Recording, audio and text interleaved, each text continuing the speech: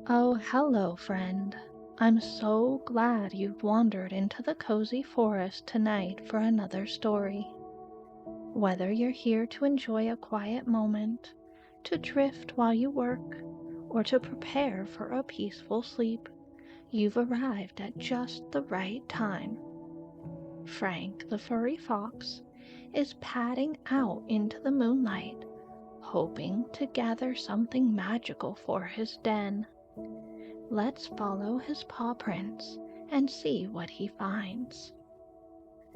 The stars are twinkling over the treetops, and the moon is brushing its light across the forest like a soft paintbrush dipped in silver. There's a gentle hush over the forest now, the kind that comes when the fireflies rise and the crickets begin their evening songs. Just beyond the fern-lined path, and under the roots of a tall old tree, there's a little den with a wooden door that's cracked open to the night air. Inside, tucked in a cozy corner beneath the worn quilt, is Frank the fox. But tonight, sleep hasn't come just yet. Frank was rarely still for long. His days were filled with games and laughter, dashing through the trees with a mischievous grin and a tail that never seemed to stop wagging. Even now, the quiet hum of nighttime couldn't quite settle all of Frank's playful energy. Sitting in his bed, Frank stretched out his fluffy paws and yawned. Frank stretched out his fluffy paws and yawned, his green pajamas rumpling, as he moved over and blinked at the shadows dancing on the wall. He murmured, puffing out his foxy cheeks. What if I made a lantern? Not just any lantern, but one filled with fireflies. They'd glow like stars right here in my den. The idea lit him up from the inside. He jumped up to his feet, tail swishing, and padded over to the doorway.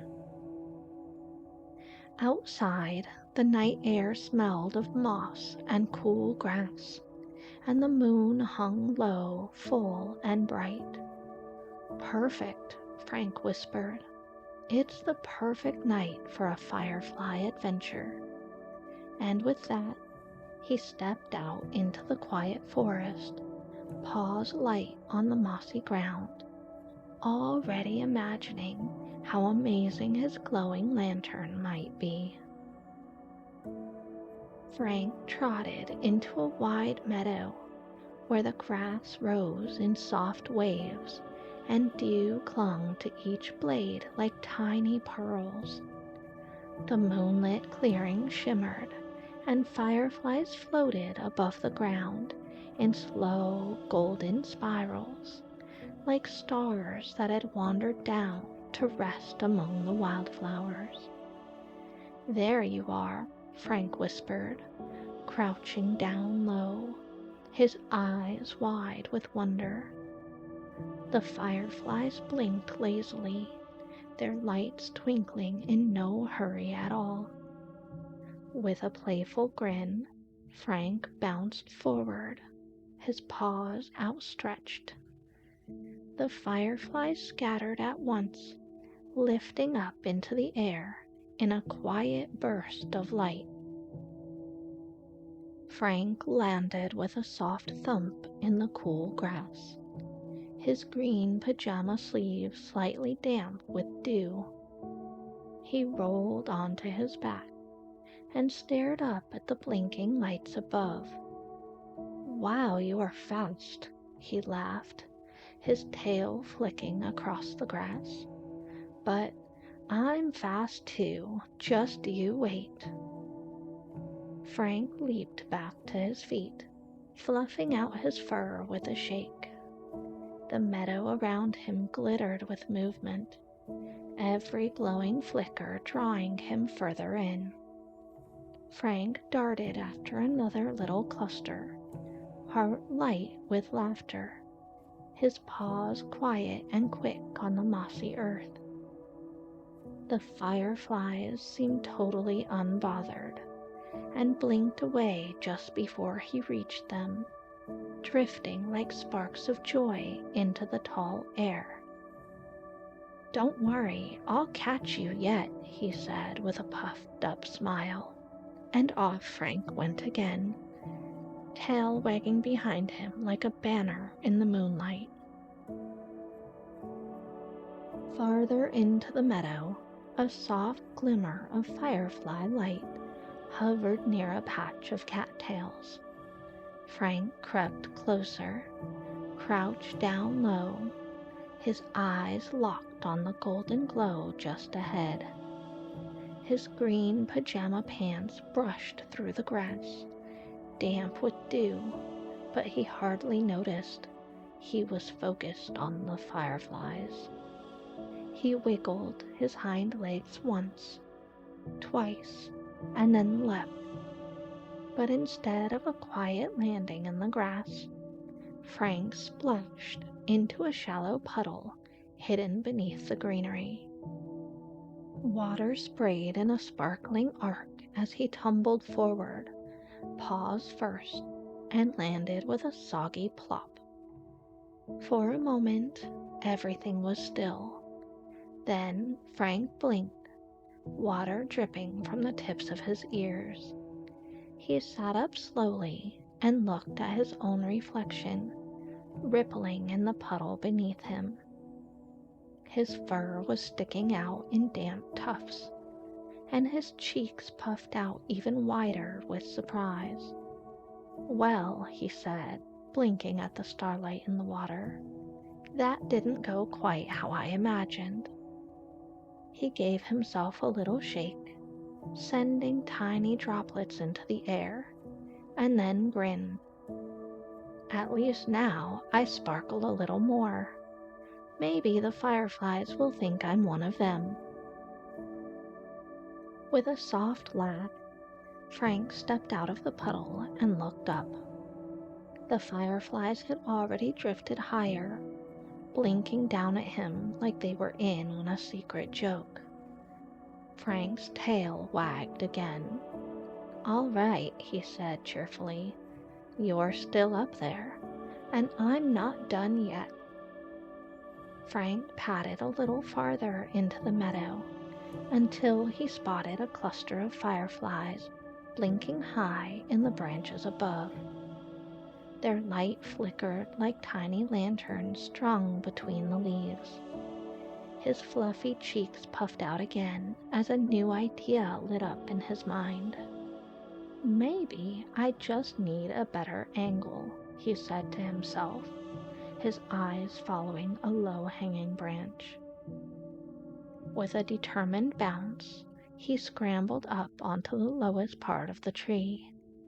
The bark was cool and slightly rough beneath his paws, and the leaves whispered above him in the breeze. Higher and higher he climbed, until the fireflies were almost within reach. Frank stretched his paw slowly, eyes fixed on the nearest glowing light. "Just a little closer," he murmured, his tongue poking out in concentration. But the fireflies had other ideas. They blinked and fluttered just out of reach, rising gently into the air as if teasing him. Frank leaned forward with a grin, and the branch beneath him gave a quiet creak. Uh-oh. With a wobble and a soft snap of twigs, Frank tumbled back down, landing in a fluffy heap on the mossy ground. He lay there for a moment, blinking up at the sky, ears flopped back, and a small smile spreading across his face. "Well," he said with a chuckle, "it turns out I'm a better climber in my dreams." He sat up, brushed off his pajamas, and looked up once more at the blinking lights. "You win again, fireflies," he said, his tail flicking with good-natured determination. "But the night's not over yet." Frank wandered back into the heart of the meadow, where the grass grew soft and low, and the hush of the night seemed deeper than before. He let his paws slow as he reached a gentle dip in the earth, where wild flowers bobbed their sleepy heads, and the scent of blooming clover hung in the air. The fireflies hovered here too, their lights steady and slow, like they were resting in the quiet glow of the moon. Just then, the soft sound of paws brushing through the grass reached Frank's ears. He turned and saw Wendy the bunny hopping toward him, her light pink pajamas glowing faintly in the moonlight, her little ears bouncing gently with each step. She stopped beside him and sat down, folding her paws neatly in her lap. "Hi, Frank," she said with a warm smile. "What brings you out here tonight?" Frank puffed his cheeks, then let them deflate with a sigh. "I've been chasing fireflies. I want to make a glowing lantern for my den, but they keep slipping away." Wendy tilted her head, watching as a group of fireflies drifted by. "Well, they do love to wander," she said. "Maybe they're just not ready to stay still yet." Frank's ears twitched. "I guess that makes sense. But I thought a lantern full of fireflies would be so magical." "It does sound magical," Wendy agreed, her voice thoughtful. "But don't you think the fireflies should be free to fly wherever they want?" "Yeah, maybe you're right," Frank said thoughtfully. They sat in the soft grass together for a few more quiet moments, watching the gentle light flicker through the air. Then Wendy stood and brushed the grass from her dress. "I'm heading home. Good luck, Frank, whatever you decide to do." "Thanks, Wendy," Frank said. "Sleep well." Wendy gave him a wave and hopped gently down the trail. Frank stayed where he was, his eyes following the dancing light of the fireflies, still unsure, but starting to wonder. Frank sank down into the grass and sat very still. His fur was damp, his tail lightly dusted with moss, but he felt calm now. The chase had faded, and in its place a hush had settled over him. He looked up at the sky, so full of stars it almost felt like it might tip over, and watched the fireflies drift through the air, their light blending with starlight until it was hard to tell which was which. Maybe, he thought, this is what they were trying to show me all along. The quiet, the shimmer, the way everything moved so gently. He hadn't needed a jar or a lantern to feel the magic. It was already here, all around him. Frank took a deep breath and smiled. For the first time tonight, he enjoyed being exactly where he was, just being a part of the moment.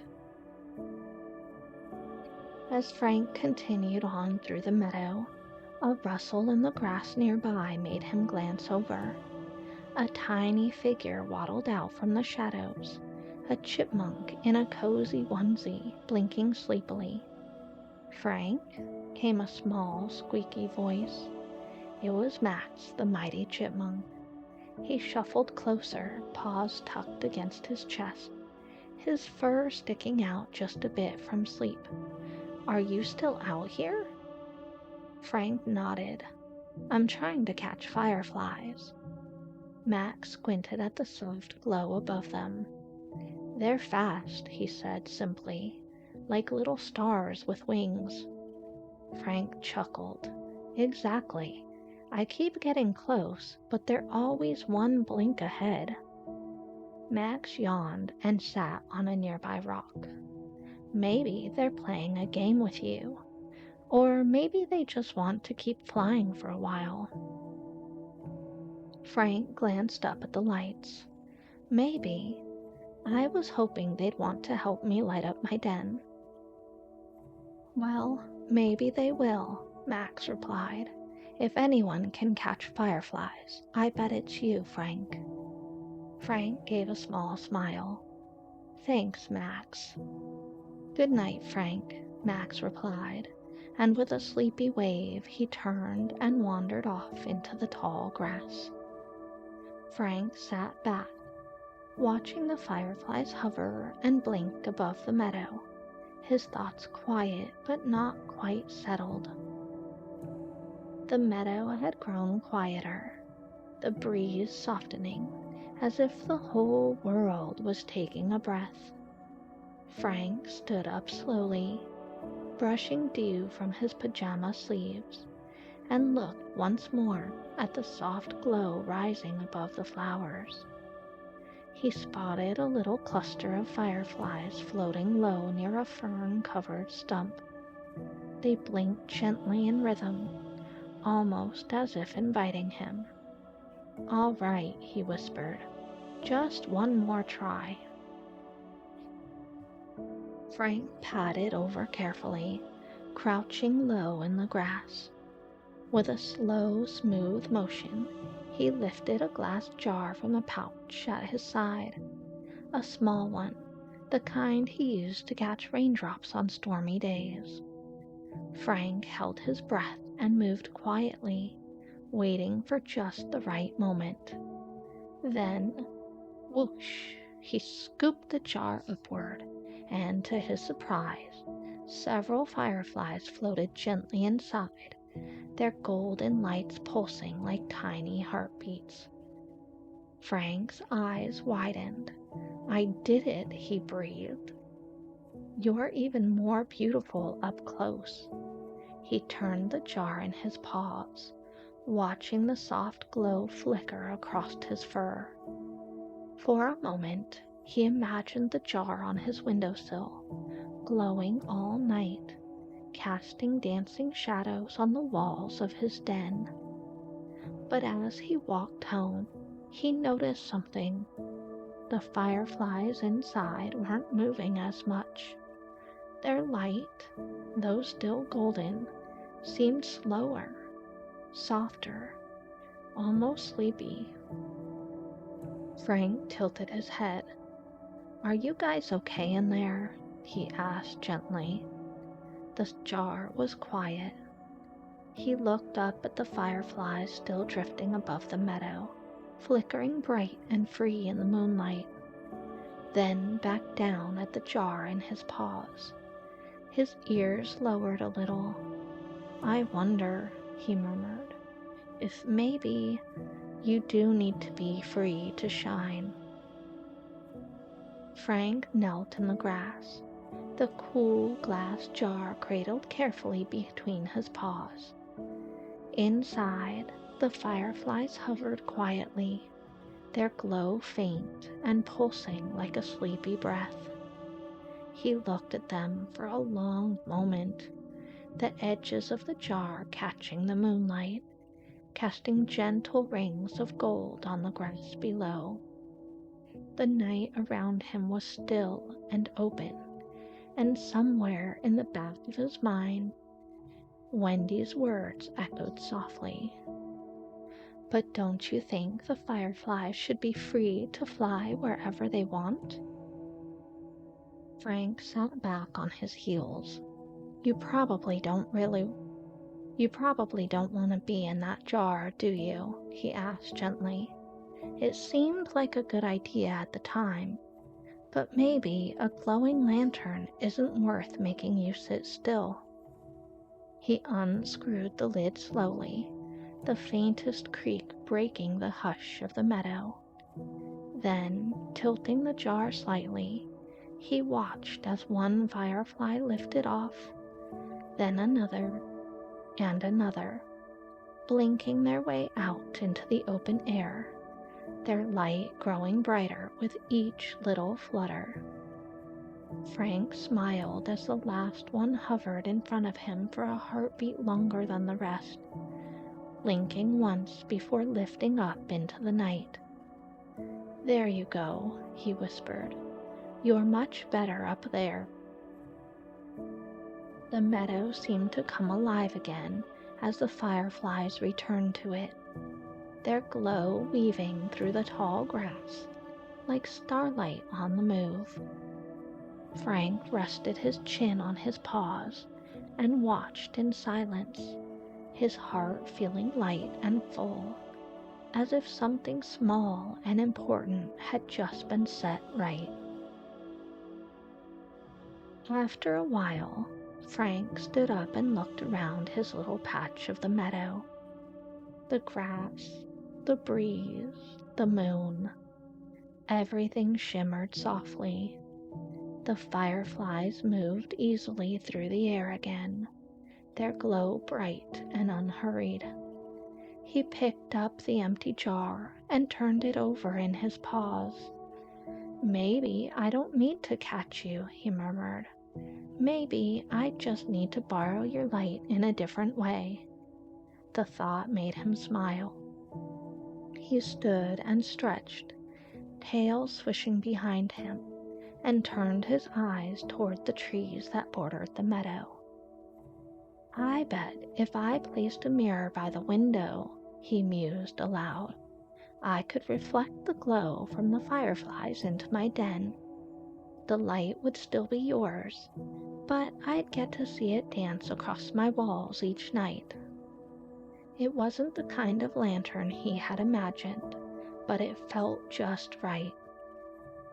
With the jar tucked gently back in his pocket, Frank began walking back toward his den, the fireflies lighting his path without needing to be held.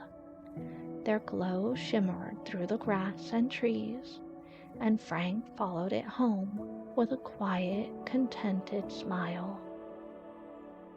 Back in his den, the round door clicked softly behind Frank as he stepped into the quiet warmth of his home. He set the empty jar on the windowsill, where it caught the moonlight and cast a faint shimmer on the walls. Outside, the fireflies still danced in the meadow. Their light flickered gently through the open window, and Frank smiled, watching it play across his quilt and the wooden floor. He padded over to his bed and climbed beneath the covers, the fabric cool and soft against his fur. As he settled in, the flickering reflections above his bed looked like stars had found a way inside, tiny drifting lights that shimmered just for him. He sighed long and slow, letting the peace of the night wash over him. "This," he whispered, "is even better than a lantern."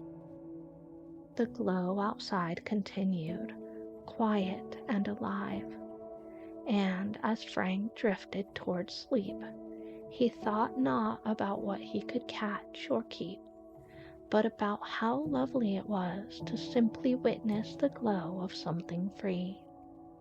And now, the last firefly flickers in the trees, and the forest is still once more.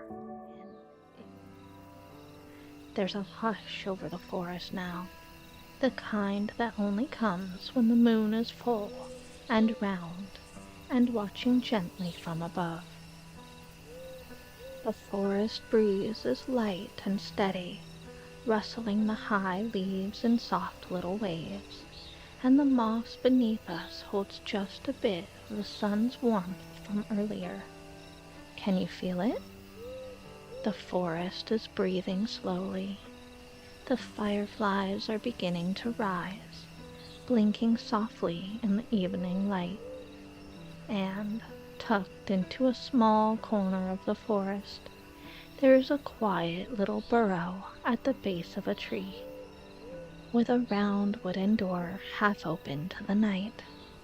That is where our story begins.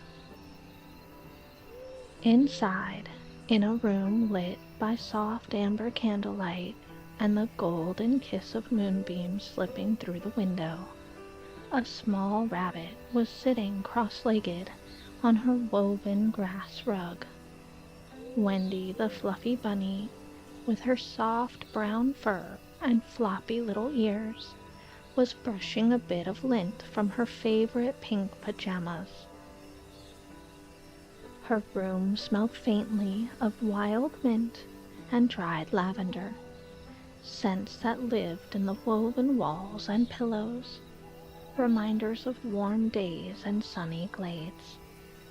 Wendy wasn't tired yet, not in the sleepy way, at least. There was something restless in her tonight. Not worry, and not exactly excitement. Just a little tickle of curiosity, the kind that makes your whiskers twitch and your ears perk up. She sat next to her window and rested her paws on the sill, gazing out into the quiet night. Wendy tilted her head.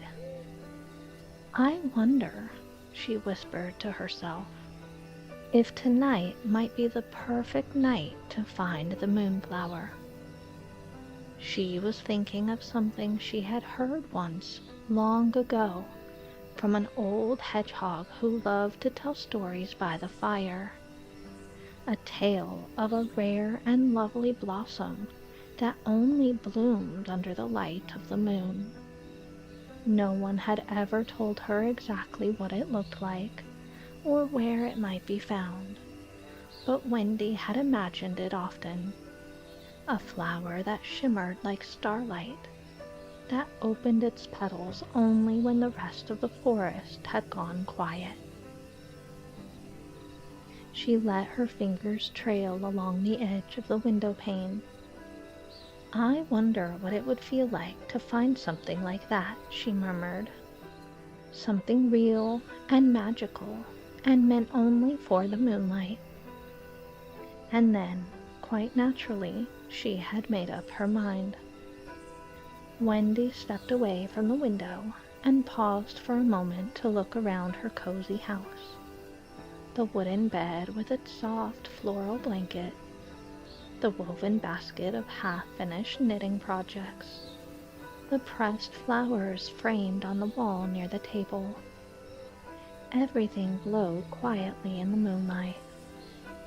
"I'll be back before morning," she promised the room softly, as though it might worry. Then she stepped out through the little door, gently pulling it closed behind her with a quiet click. The cool night air met her like an old friend. It brushed her fur and stirred her ears and carried the scent of damp moss. Above her, the moon watched in silence. Below, the earth waited patiently. And Wendy the bunny, heart full of gentle wonder, began to walk. The path that wound through the forest was soft and worn with time, its dirt pressed smooth by countless paws. Tiny tufts of moss peeked out between the stones, and the tips of sleepy wildflowers leaned gently into the trail as if they, too, were ready for dreams. As Wendy followed the familiar turns and twists, the light of her friends' homes came into view, glowing like little lanterns nestled among the trees. The first belonged to Frank the Fox. His cozy den sat beneath the roots of a tall old tree, the front door slightly ajar, letting out a warm golden light. From the little window came the faint sound of gentle snoring, a soft, rhythmic noise that made Wendy smile. Wendy placed a paw on the windowsill and whispered, "Good night, Frank. Sleep tight under the stars." She imagined him dreaming of running through tall grass or chasing the fluttering leaves. Further down the path, the entrance to Clover's den came into view. Her home was carved gently into a soft cave, the doorway framed with climbing vines. A warm glow spilled from her window, tinted by the soft candle burning inside. As Wendy approached, she saw Clover standing in the window, a soft smile on her lips. Her black fur looked especially soft in the moonlight, and she wore her lilac pajamas with its single yellow star stretched across the chest. Wendy waved. "Good night, Clover. I hope you have the sweetest dreams." Clover smiled sleepily and leaned her cheek against the window pane. "Are you off on a walk?" Wendy nodded. "Just a quiet little adventure. I'll tell you all about it tomorrow." Clover chuckled softly. "Well, the moon looks just right for it. Be safe, okay?" "Always," Wendy replied. As she turned to continue down the path, Wendy looked back once more at the friends' cozy windows and felt a little flutter of gratitude in her chest. The breeze carried her voice gently through the trees, like a promise tied to the wind.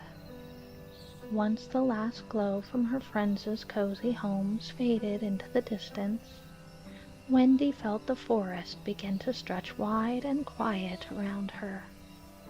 The stars blinked above like tiny lanterns, and the full moon followed her steps like a silent companion. She hopped carefully along the path, her ears perked and her eyes wide.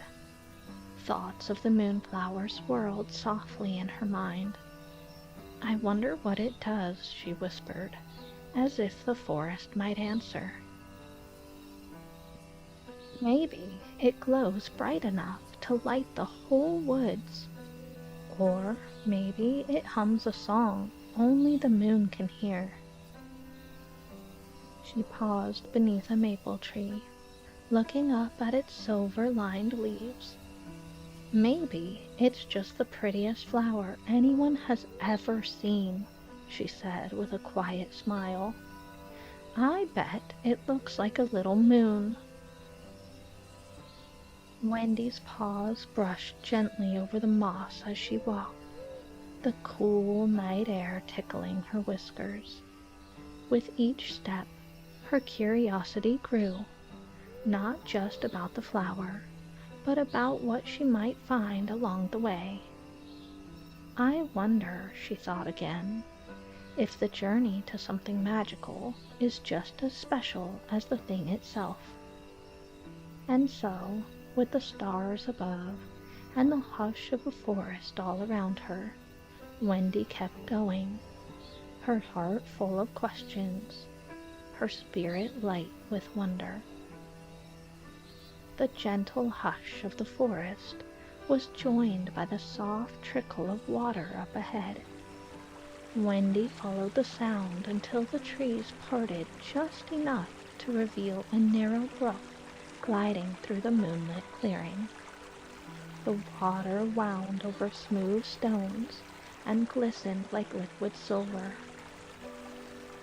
Wendy crouched at the edge and dipped her paw into the cool water.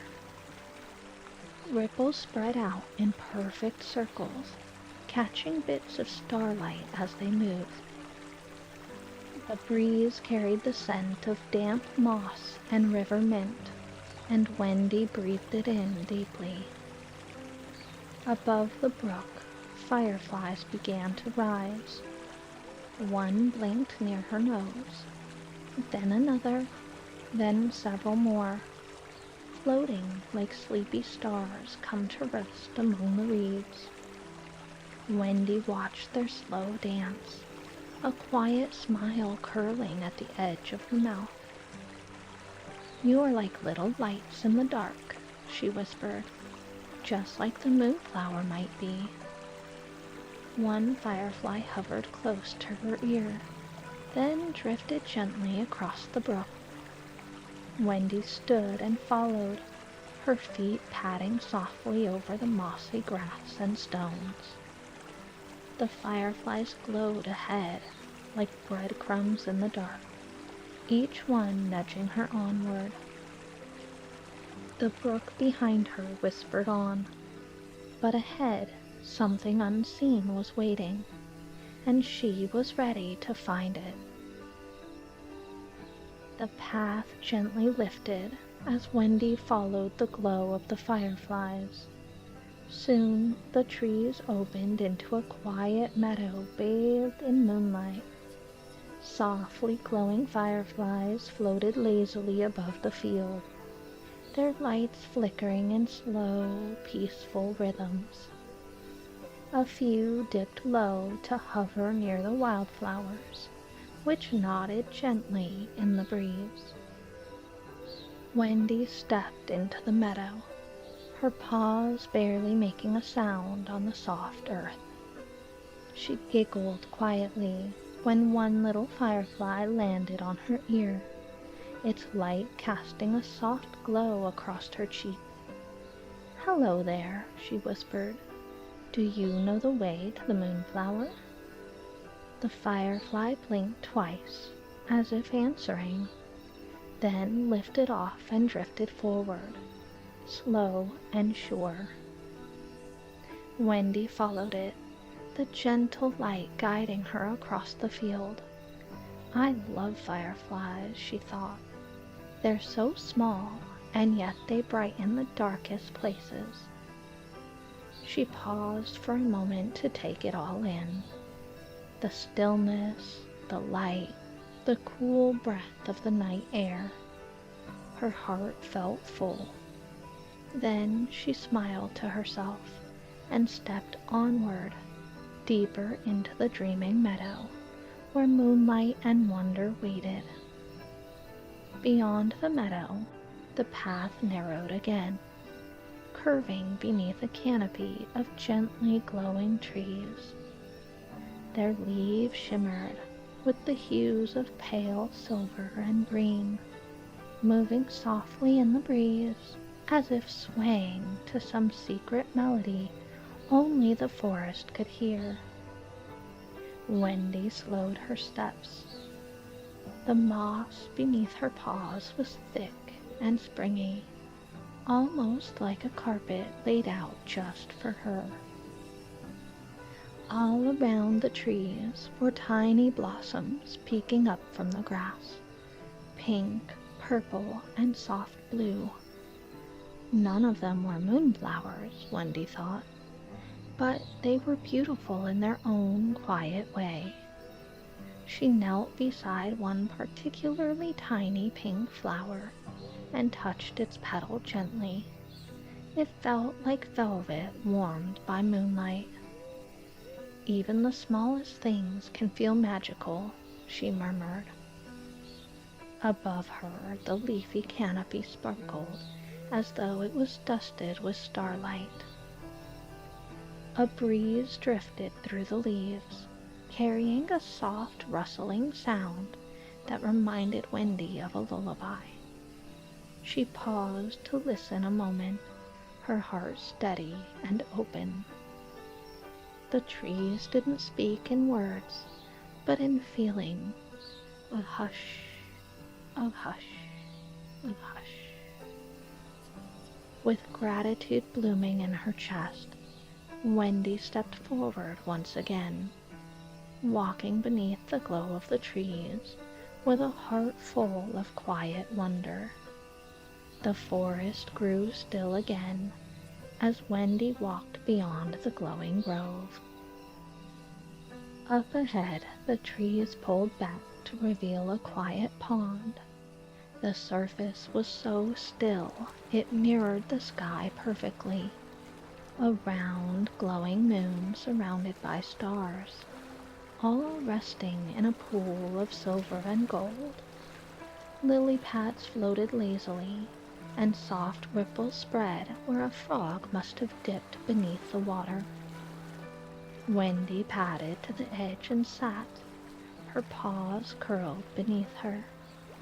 The air smelled of wet earth and something faintly floral, like night blooming petals. She gazed into the water and watched the stars sparkle there, their reflections rippling gently with every breath of breeze. Even the sky looks softer here, she thought. A single lily blossom drifted close, its white petals opened wide, catching the moonlight like it had been waiting for this very moment. Wendy leaned forward and touched the water beside it with one paw. The ripple that followed was gentle, like the pond was waving hello.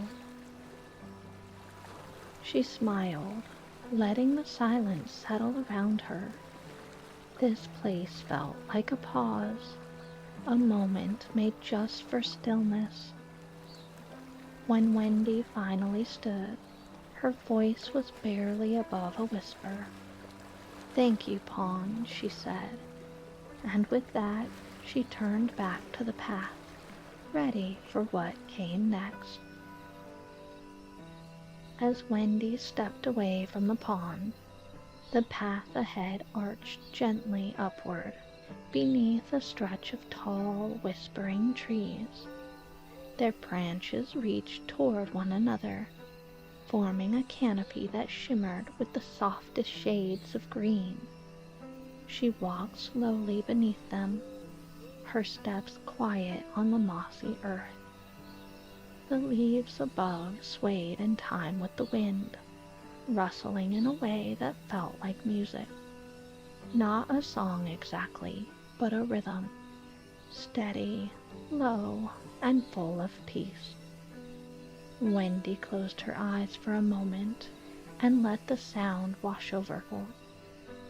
"It's like the forest is singing," she murmured, "a lullaby just for those who walk at night." She pressed a paw to the bark of a nearby tree. It was cool and smooth beneath her touch. "Thank you," she whispered, not just to the tree, but to all of it, the wind, the path, the hush between sounds. Her ears twitched gently in the breeze. A soft leaf fluttered down and landed at her feet. She picked it up, tucked it gently into her pajama pocket, and kept walking. Everything around her pulsed with quiet life. It was as if the whole forest was breathing with her, and the lullaby of leaves continued as she moved deeper into the trees. Just beyond the arch of trees, the forest seemed to draw a curtain of ivy across the path, as if marking a secret just ahead. Wendy paused before parting the vines and stepping into a softly glowing glade. The light here was different. It felt hushed and sacred, like something the forest had been waiting to share. In the center of the clearing stood a single flower, tall and quiet, bathed in moonlight. It was the moonflower. Wendy took a breath she hadn't realized she was holding and stepped closer to the flower. She knelt in the moss and looked up at the soft petals, watching as it slowly unfurled, blooming right before her eyes.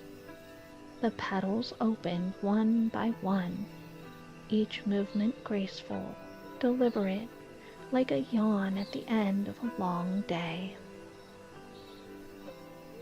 "It's even more magical than I imagined," Wendy whispered. The space around her was quiet in the way that listens. She placed her paw over her heart and just sat for a while, letting the moment settle. The moonflower had waited, and now here she was. Just then, a soft sound stirred the air, like pages turning or wings unfolding. Wendy's ears perked up, and she turned just in time to see Elio the owl gliding gently into the glade. He landed softly nearby, his feathers catching the moonlight in dusky shades of brown and mauve. His amber eyes blinked slowly, warm and watchful. "Hello, Wendy," he said in his soft, steady voice. She smiled up at him.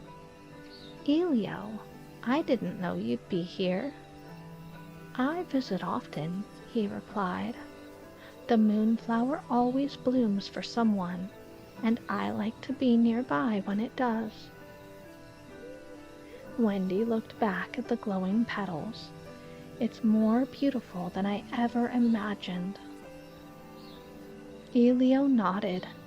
"It blooms in stillness. That's why it's so rarely seen. Not everyone knows how to be quiet enough to find it." Wendy felt her cheeks warm. "I almost didn't come tonight." "But you did," Elio said kindly, "and it was worth it, wasn't it?" Wendy nodded. They sat in silence for a moment, surrounded by light and calm. Then Elio asked quietly, "Would you like to take it home?" Wendy's eyes widened. "Can I?" "It blooms again and again," Elio said. "Its glow is meant to be shared. Just remember to water it come morning. It needs care, even when it's resting." Wendy nodded slowly, her heart full of quiet joy. "Then yes, I'd like to bring it home." With care, Wendy reached for the base of the moonflower. Its stem was slender but strong, and the roots gave easily beneath her paws, as if the flower already knew it was time to go. She nestled it gently into the folded cloth she'd brought, wrapping it like a secret too lovely to lose. The petals glowed softly in her arms, changing hues with every step she took. Pale pink, soft green, dusky blue, honey gold. Elio watched from the branches above. "It will be happiest near your window," he said. "Moonlight helps it to bloom." Wendy nodded. "I'll take good care of it." She looked back once at the glade. It felt like saying goodbye to a dream. "Thank you," she whispered to the clearing, to the stars above, and to the quiet that had carried her here. Then she turned toward the forest trail and began the walk home, her steps slow and steady, the moonflower's glow lighting the path beneath her feet. The forest welcomed her back like an old friend. Wendy's steps were unhurried as she retraced her path, the glow of the moonflower casting a soft shimmer ahead. The trees seemed quieter now, their branches still and heavy with moonlight. The hush that had led her here was still present, but now it felt warmer, like it had settled into her fur. The breeze stirred again in the glimmering archway, leaves rustling gently above. Wendy tipped her head up to listen one last time. the lullaby of the forest wrapping around her like a soft goodbye. The mossy path gave way to the edge of the meadow, where a few fireflies still floated lazily in the air. She smiled at them, a small, glowing thanks. The forest gradually gave way to familiar paths. As Wendy stepped into the quieter edge of the woods, the lights of her friends' houses flickered gently in the distance.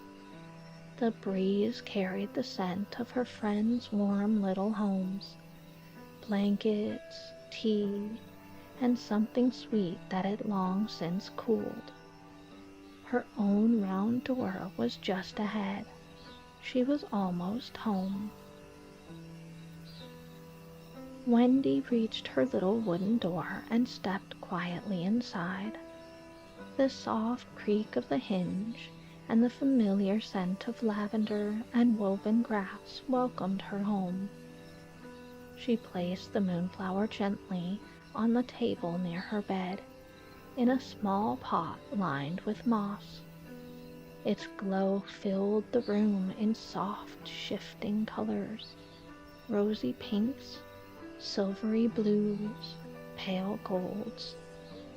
Shadows danced softly across the walls. Wendy changed into a fresh pair of pajamas, almost identical to the one she had worn on her walk, only slightly warmer. She fluffed her pillow, pulled back her cozy quilt, and climbed into bed with a long, peaceful sigh. The moonflower shimmered beside her, its light rising and falling like a breath. Wendy lay still, her ears tucked against the softness, her heart feeling full. She whispered to the quiet room, "Thank you, forest, for every step of tonight's adventure." Then she closed her eyes, letting the glow of the flower wash over her, calm and steady as the moon outside her window. Outside, the forest exhaled a slow, sleepy breath. The fireflies blinked their final glow, drifting slowly into the shadows. The brook hummed its lullaby, and the tall trees leaned gently toward one another, whispering their dreams to the stars. Inside the burrow, the moonflower's light faded to a soft, steady flicker, like a candle burning low but never out. Wendy's breathing slowed, matching the rhythm of the forest around her, and in that hush, under the glow of a faithful moon and a room full of quiet wonder, Wendy the bunny slept peacefully. The moon is high in the sky, casting a silvery glow across the treetops, and the air smells faintly of pine needles, moss, and something warm and earthy, like the bark of old trees holding on to the day's last bit of sunlight. All through the forest, the animals are winding down, tucking in, curling up, and letting go of the busy hours behind them. But not everyone is asleep just yet.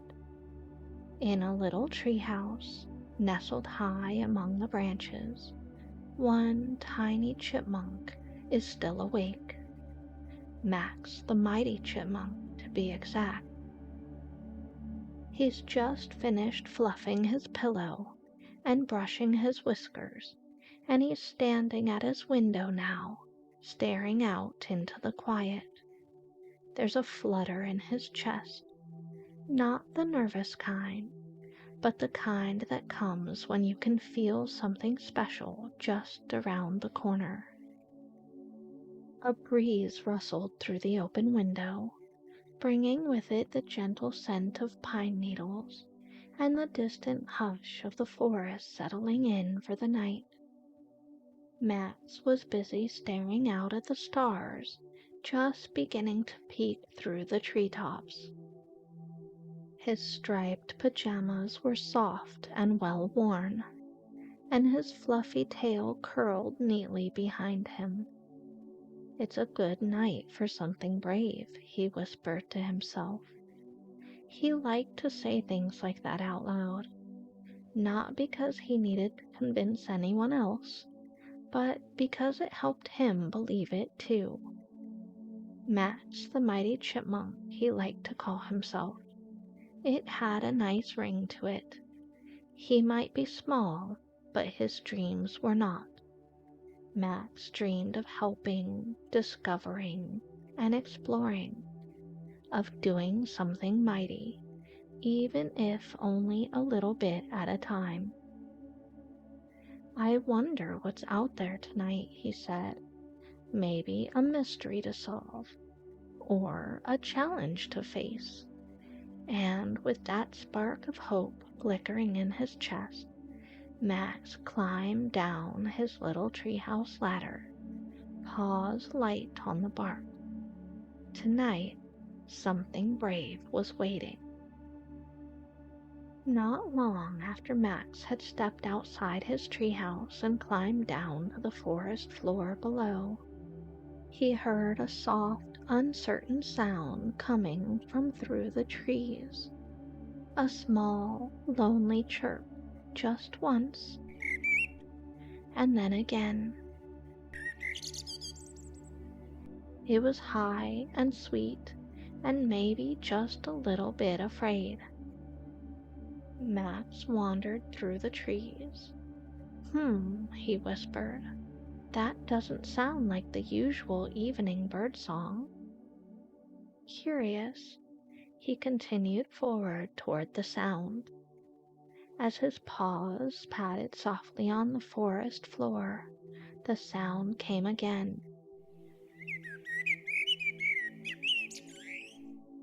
This time near the base of a neighboring tree. There, fluffed and ruffled in a patch of moss on the forest floor, stood a small blue and cream bird. Its feathers stuck out at odd angles, and its tiny wings flapped helplessly in the air. Max approached the little bird carefully, crouching low in his blue striped footy pajamas. "Hey there, little buddy," he said softly, his voice full of concern. "Are you okay?" The bird chirped again, hopping in a little slow circle. Max's nose twitched. He looked up, way, way up, and spotted a delicate nest tucked high in the crook of a narrow branch. "Oh, you fell, didn't you?" he murmured. "That's your nest up there, isn't it?" The bird gave a hopeful flutter. Max stood slowly, staring up at the swaying treetop. It looked very far away.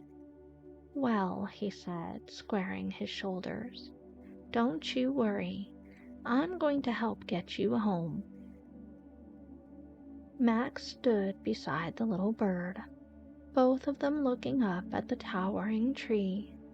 The nest was tucked into a branch so high it seemed to almost disappear into the leafy darkness above. Even the moonlight had trouble reaching it. "Okay," Max whispered, placing his paws on his hips. "I just need a plan. Mighty chipmunks always have a plan." He turned in a slow circle, scanning the forest floor. A root, thick and knotted, curved up the side of the tree like a natural ladder.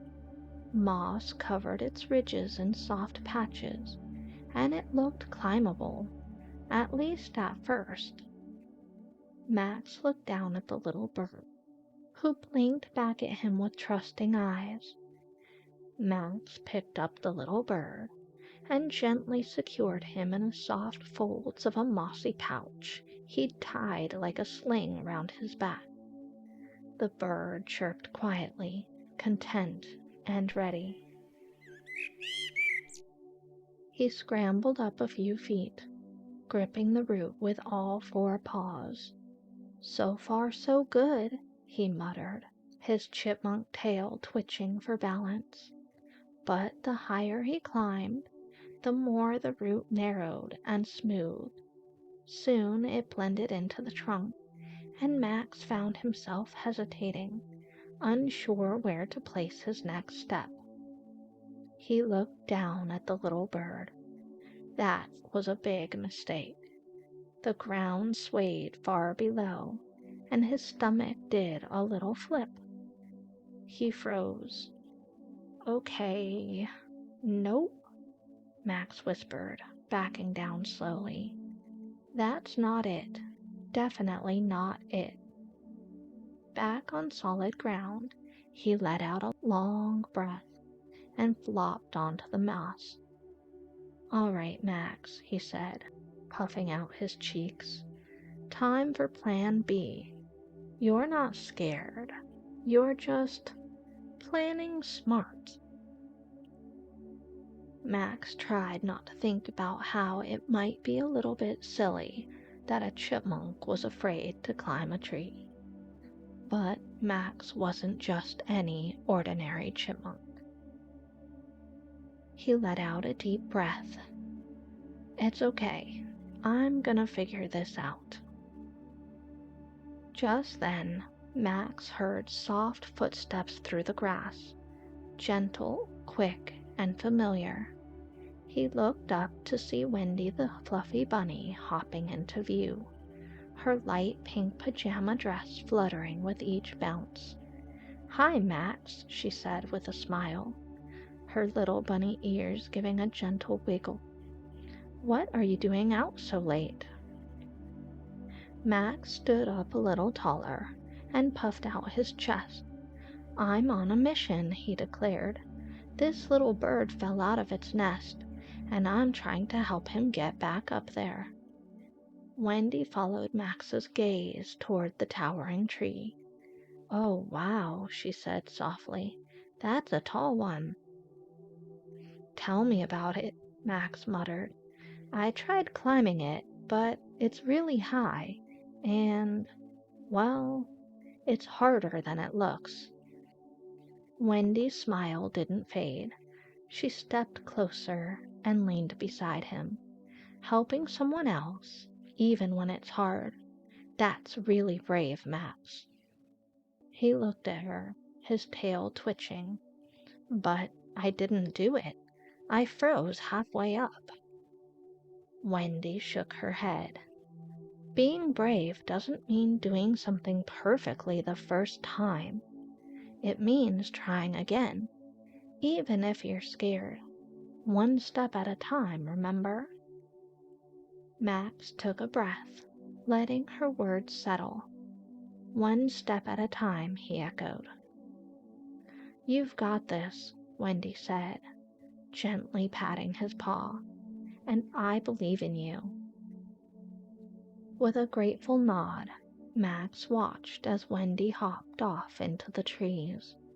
The night felt a little lighter now, his heart a little steadier. He looked down at the little bird, who chirped softly. "Okay," Max said. "This time, we're not giving up." The little bird perched quietly, watching Max with wide, trusting eyes. Max stood nearby, scanning the tall tree again. His gaze paused as he noticed something new. A vine dangling from one of the lower branches, swaying slightly in the breeze. He tapped his chin with one paw. Now that might be just the thing. With a thoughtful hum, Max approached the vine. He gave it a gentle tug. It seemed strong enough to hold his weight.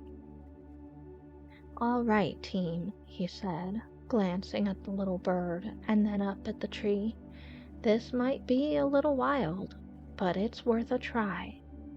With a running start, Max leaped into the air, grabbing the vine in both paws. The swing carried them in a slow arc, higher with each pass.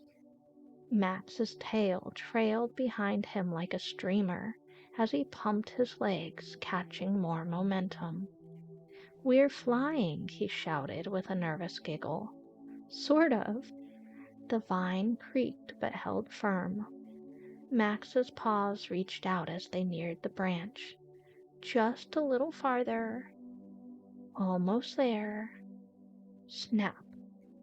The vine gave way, and Max tumbled in a whirl of fur and feathers. He landed in a puff of moss, cushioned by the soft forest floor. The bird fluttered lightly out of the pouch and landed beside him, ruffling its feathers. Max groaned and then laughed. Okay, that was kind of fun, and it almost worked. He sat up slowly, brushing dirt from his pajamas. One step at a time, he reminded himself again. The little bird chirped and hopped close, giving Max's paw a gentle nudge. I know, Max said, grinning. "We're not done yet." Still brushing moss from his onesie, Max turned at the sound of footsteps, slow, soft, and steady on the damp earth. From between two nearby trees, Clover the bear appeared, her dark fur gently misted with dew, and her lilac pajama top catching just a hint of moonlight. "Max," she asked, her voice gentle, "are you okay?" Max quickly stood straighter and puffed out his chest. "Of course. Just, testing out a new plan." He gestured dramatically toward the vine, which now lay curled like a sleepy snake on the ground. Clover smiled and came closer, kneeling beside him with her big paws resting quietly in her lap. "That looked like quite a swing." Max chuckled. "It almost worked. Almost." He glanced up again at the nest, still far above them. "I'm trying to help this little bird get home, but it's way up there. I didn't know trees could be this tall." Clover followed his gaze. The nest was a speck against the dark sky. "That's really kind of you," she said, "helping someone else even when it's scary." Max rubbed the back of his neck. "I want to be brave, like really brave, but every time I get part way up, my paws shake and I stop." Clover nodded slowly. "I get that. I feel that way sometimes too." She looked at Max and said softly, "You don't have to do it all at once. Even small steps can be brave. You're already halfway there." Max blinked. "Really?" "Really," Clover said, with a warm smile. "Being brave isn't about skipping the fear. It's about showing up anyway." Max took a breath, deep and steady. The bird chirped behind him. "I guess I can try again," he said, "one step at a time." "Exactly," said Clover, rising to her feet. "And if you ever need someone cheering you on, I'm your bear." With a soft wave, she disappeared into the trees, leaving Max standing a little taller than before. He turned to the little bird, who chirped once more. "Okay," Max whispered, "let's go home." The tree loomed before him, tall and ancient, its bark etched with lines like quiet stories only the forest could read. Max placed a paw on the trunk, letting the cool, rough surface ground him. He took one more deep breath and gave the little bird a reassuring glance. "Ready?" he asked. The bird chirped once more and nestled against the soft moss of Max's makeshift sling. With quiet determination, Max began to climb. The bark was damp from the evening mist, but his small claws found good grip in the grooves. He moved carefully, thoughtfully, one small step at a time, just like Clover and Wendy had said. The forest sounds faded behind him as he climbed higher. The hush of leaves, the distant hoot of an owl, even the soft rustle of wind. Only the rhythm of his breath and the gentle weight of the bird on his back kept him company now. He paused midway, clinging to a solid branch and letting the moonlight fall over his fur. He could see the nest just above, closer now, though still guarded by another stretch of narrow branches.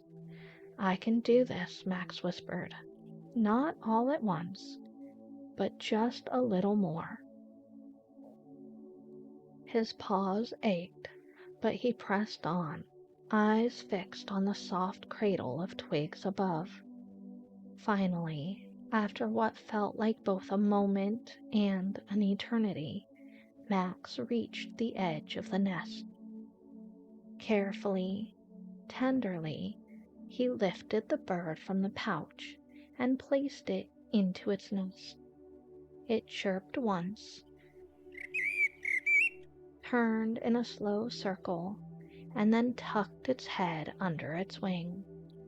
"You're home," Max whispered, his heart full, and for the first time that night he truly felt mighty. Max rested for a moment, watching the little bird as it slept in his nest, his heart feeling full and also feeling quite proud of himself. After a moment, feeling like maybe his paws had had just enough rest from that shaky, long climb, Max climbed back down, slowly, one careful step at a time. The tree felt different now, less daunting somehow.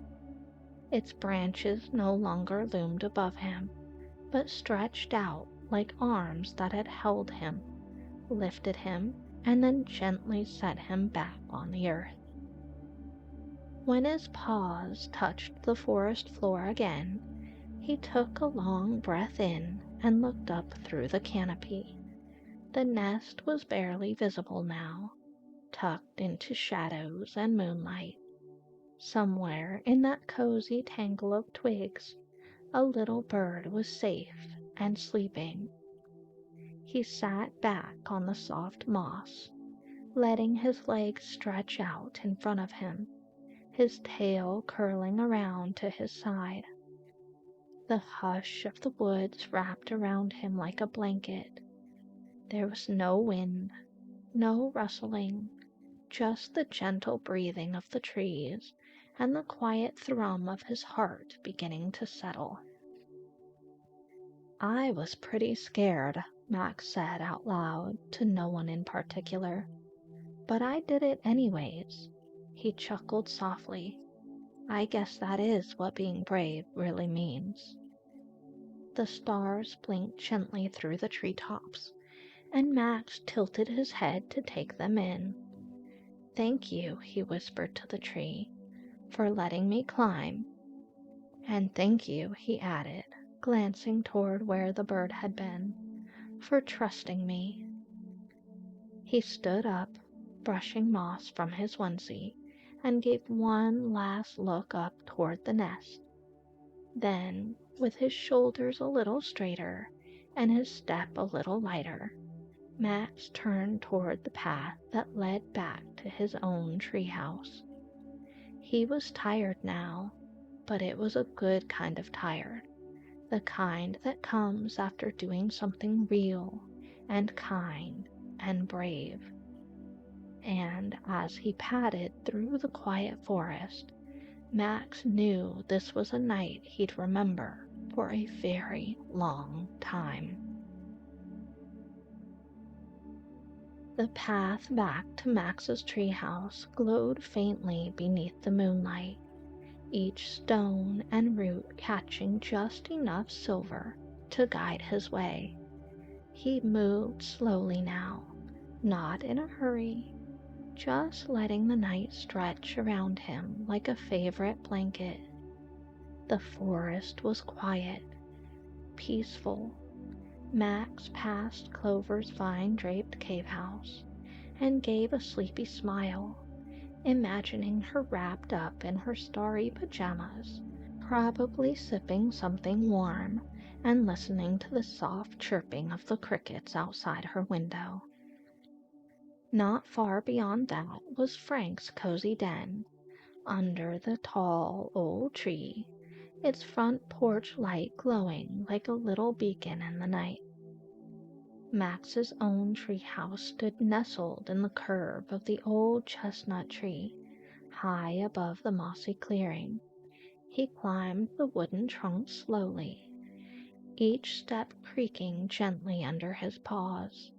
He was tired now, in the way that settles deep into your fur, but it was the best kind of tired. Inside, everything was just as he'd left it. Soft blankets folded neatly at the foot of his bed, a half-finished drawing by the window, and his tiny bookshelf full of favorite stories. He changed into a fresh pair of pajamas, just as striped and cozy as the first, and curled beneath his blanket, tucking his tail close. Outside, the stars blinked through the round window above his bed. Max blinked back at them, his eyes heavy, but his heart feeling full. "I was mighty tonight," he whispered to the stars. And with that, Max, the very brave chipmunk, closed his eyes, his little chest rising and falling in the soft rhythm of sleep, while the forest held him close and quiet. Tonight the forest is wrapped in a soft mist, and the sound of rain pattering on the leaves makes the whole world feel hushed and calm. Everything glistens, moss, bark, and the sleepy flowers tucked beneath the ferns. The air is cool and clean, carrying the scent of pine and damp earth.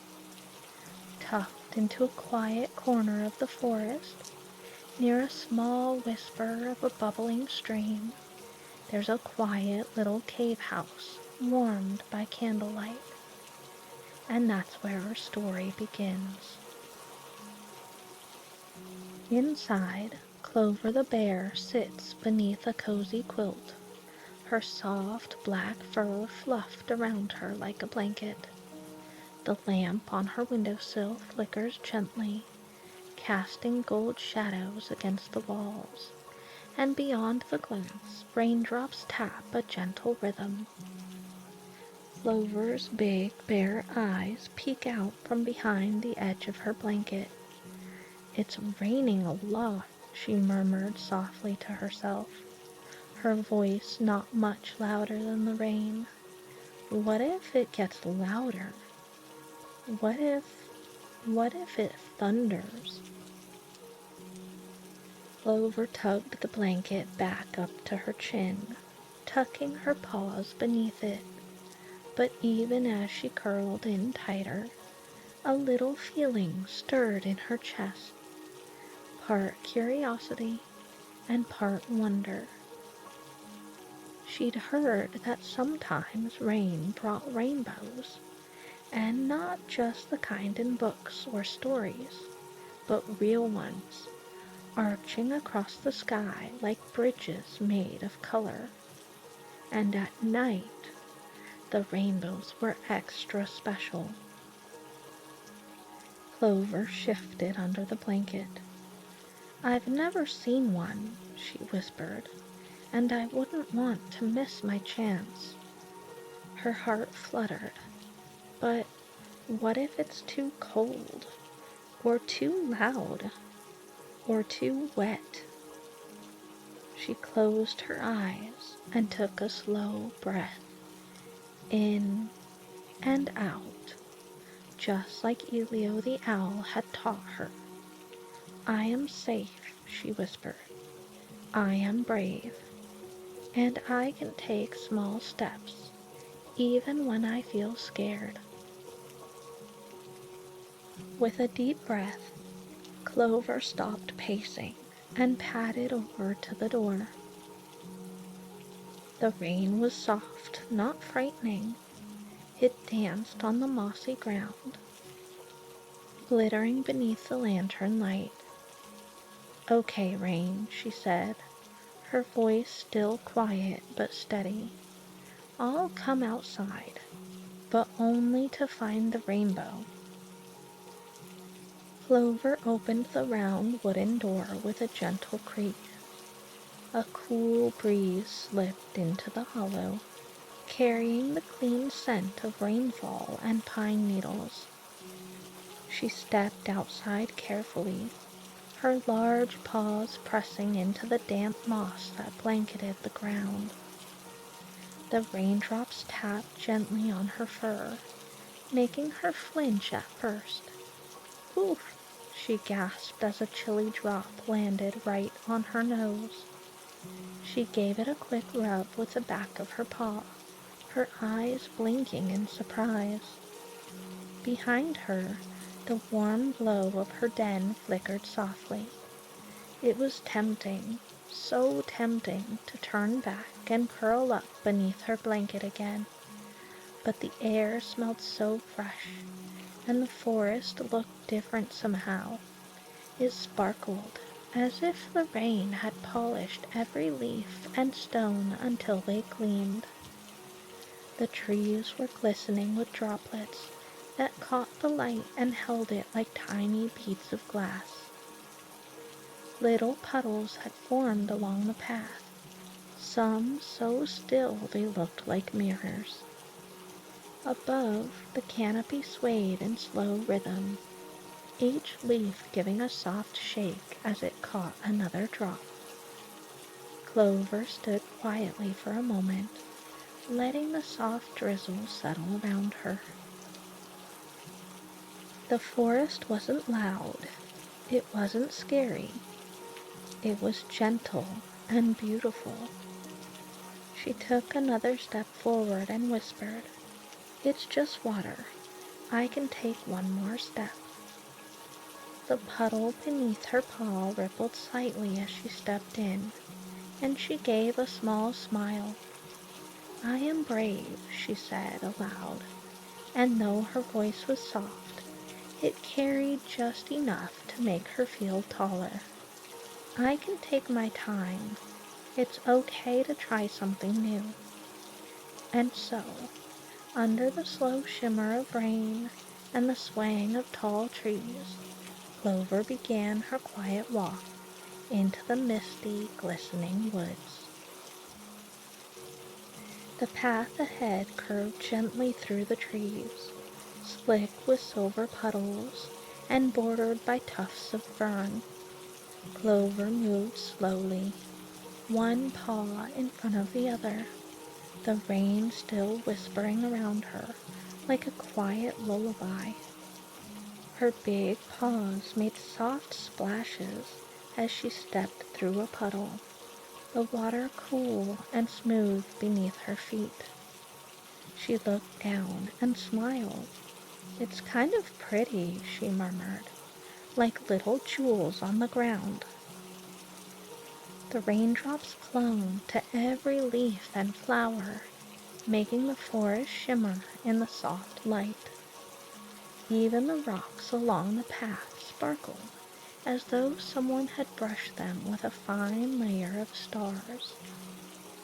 Clover paused beneath a broad-leafed tree. The rain tapped a gentle beat on the canopy above, a rhythm so even and soft it almost felt like music. She tilted her head, listening.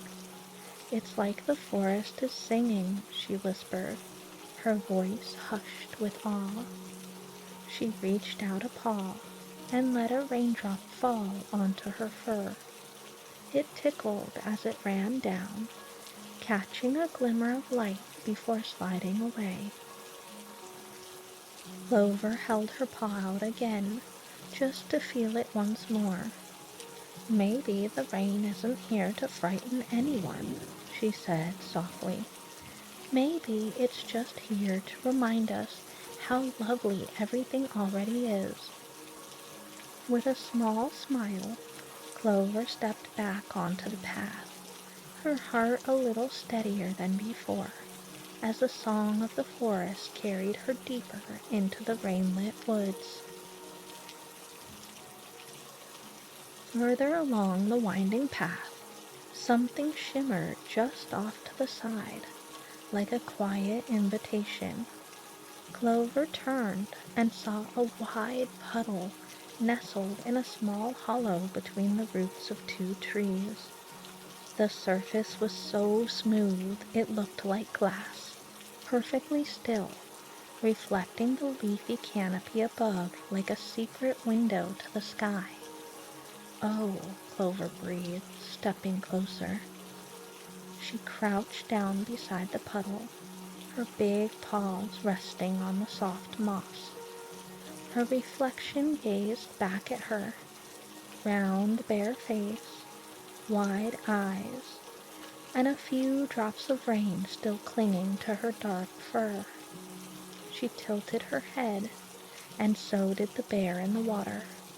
Then, just as she blinked, a single raindrop plopped into the center of the puddle, sending gentle ripples across the surface. Her reflection danced and broke apart, only to reform slowly as the ripples settled. "It's like magic," Clover whispered, "like the sky and the earth are sharing the same secret." She traced the edge of the puddle with one finger, watching how the water shimmered in response. "It's so quiet here," she thought, "and so beautiful." She stayed for a few more moments, watching the forest move gently across the mirrored surface. Then she stood, her shoulders a little lighter, and her steps a little more sure. "I think," she said softly, "I like the rain." The path ahead dipped slightly, where a small rise of earth sloped into another clearing. Clover stepped lightly over the roots of a twisted old tree, her paws leaving soft prints in the moss. And then there was a flash.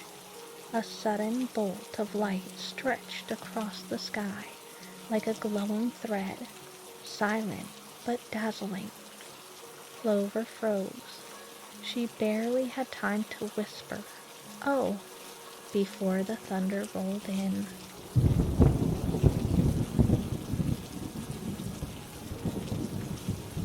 Deep and booming, it filled the air around her like a great drumbeat echoing through the trees. Clover leaped with a squeak and darted behind the nearest tree, pressing her back into the bark as her heart pounded in her chest. "I don't like that part of the rain," she muttered, squeezing her eyes shut.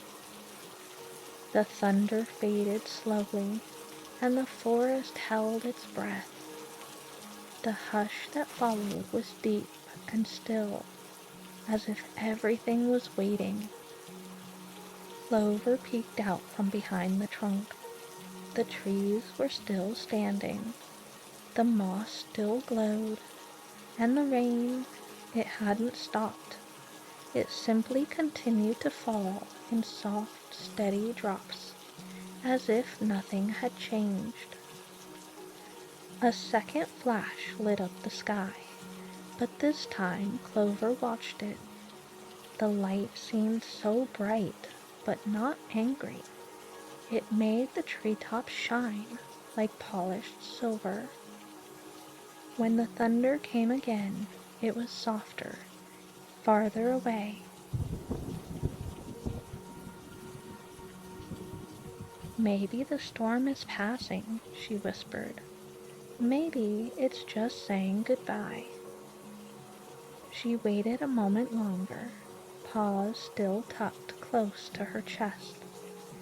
Then she stood, brushing the damp bark with her shoulder. "I'm still here," she said quietly, "and I'm still brave." The rain slowed to a whisper as Clover stepped back onto the path. It no longer fell in steady curtains, but in scattered droplets, gentle and glowing in the moonlight like falling stars. With each step, Clover noticed something new. It was as though the world had changed. The forest, still damp and dark with rain, now shimmered in a way she'd never noticed before. Raindrops clung to every branch and blade of grass, each one catching the soft moonlight and holding it like a secret. The trees sparkled, the leaves shone, and the very air seemed to hum with silver. Clover paused beneath an arch of tall trees, their branches bowed low and glistening. She reached out a paw to touch a nearby leaf, and as she did, a single raindrop rolled down its edge and landed on her fur with a soft, cool kiss. Clover smiled. "It's like the forest got dressed up," she whispered, "like it's wearing its finest jewels." She could feel the quiet all the way through her chest. It wasn't the same quiet she'd felt when curled up in her bed. It was softer and fuller, like being wrapped in something warm and glowing. Or maybe like something sparkling. Clover took a deep breath and let it out slowly. The forest no longer felt uncertain. It felt kind. "I didn't know the rain could be so magical," she said. And then, with quiet pause and a steady heart, she walked on, deeper into the sparkling woods, guided by silver light and the hope of something waiting just ahead. As Clover reached the top of a small rise in the trail, the final bits of rain thinned to a mist, barely more than a whisper on the breeze. The sky above began to shift, the clouds parting just enough for moonlight to stream through like ribbons of silver and gold. She paused at the edge of the clearing and looked up. There, stretching from one side of the forest to the other, was something she'd only heard about in the stories. A rainbow. But not just any rainbow. This one glowed against the dark sky in soft, luminous colors. Gentle pinks and purples, quiet blues and greens, all shimmering in the misty night air. Her breath caught. "A moonbow," she whispered, remembering the word Elio had taught her when talking about the rainbows that only come out in the moonlight. "It's real." The colors arched gracefully through the sky, barely touching the treetops, like a bridge woven from dreams and light. She could hardly believe how soft and gentle it was, how the moonlight seemed to catch in every hue, giving the whole sky a quiet shimmer. The air felt still, as if the entire forest was pausing to admire it alongside her. Clover stepped forward slowly, not wanting to break the spell. The wet leaves beneath her paws glistened like they too were part of the rainbow's glow. Her reflection blinked back at her in a nearby puddle, the colors of the sky mirrored faintly in the water. She stood still for a long while, not speaking, not moving, just letting the wonder soak in. "I never would have seen this if I had stayed inside," she murmured. "The rain brought it here, something so beautiful, so quiet and full of light." Her chest felt full and warm, as though the rainbow had left a little bit of its glow inside of her. "I'm so glad I was brave," she said. "I am safe, I am curious, and I can do hard things." The colors of the moonbow began to fade as Clover turned to head back toward her hollow. The rain was slowly returning to the forest once again. The woods around her glistened in the quiet aftermath of the storm, its leaves still dripping gently, its moss dark and rich with moisture. Everywhere she looked, something shimmered. A patch of ferns tipped with silver, the bark of an old tree shining like polished stone. Even the path beneath her paws glowed softly in the moonlight, as if the rain had left behind a trail of light. As she walked, she passed a cluster of mushrooms nestled beneath a twisted root. Their red caps were slick with rain, and tiny droplets clung to their edges like delicate beads. Clover crouched for a moment just to admire them. How perfect and quiet they were, how untouched. A nearby tree, tall and ancient, let its branches sway gently above her. She reached out to run her paw along its damp bark. It felt cool and grounding, like the forest was letting her know she was not alone. Clover walked slowly, savoring the stillness as the rain came and went, heavier then lighter again. The forest felt calmer now, like it had taken a deep breath and was finally ready to rest. The storm had passed, and in its place was something quieter, deeper, a peace that settled into every branch and stone with the lightness of the sprinkling rain left behind. She whispered to the trees, to the puddles, and to the sky, "Thank you.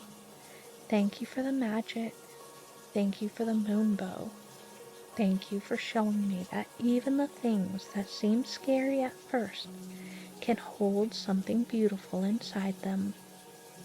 Clover's paws moved with ease now, the damp earth cooled beneath her steps, and in the hush of the forest in the light rain, Clover felt even lighter, braver, as if something inside her had bloomed, just like the moonbow had bloomed across the sky. And so she walked on, back through the sparkling forest, the memory of the rainbow following her like a soft and colorful shadow. The trail led her gently back to the little cave house, tucked into her cozy corner of the forest. Her little wooden door stood waiting, round and warm against the damp bark, and soft candlelight glowed through the window pane. Clover stepped inside and gave her fur a shake, sending tiny droplets of water scattering across the floor. She giggled quietly and reached for her favorite blanket, wrapping it snugly around herself. It smelled like lavender and pine. It smelled like comfort. She padded over to the window just for one last look. The forest outside was peaceful now. The leaves dripped softly, and the clouds had begun to part, revealing a sky full of stars. She touched the glass with one paw, her breath fogging up the pane. "Thank you," she whispered again, this time to herself. Then she turned toward her bed, climbing beneath the quilt with a grateful sigh. Her body felt warm and tired in the best way, like she had done something brave and kind for herself and good. "I did something amazing tonight," she murmured, "and it brought me something wonderful." As her eyes drifted shut, Clover smiled. She was so proud of herself, and she was ready for sweet dreams. And as the last shimmer of moonlight touched the trees, the forest outside exhaled. The world was quiet and full of light. And that is where our story ends. The forest is especially still this evening, the kind of stillness that feels full but peaceful. The crickets are singing softly in the distance, and a gentle mist has settled across the mossy ground, holding the day's last warmth like a lullaby. Can you hear the leaves swaying up above? It's a good night for quiet wonders.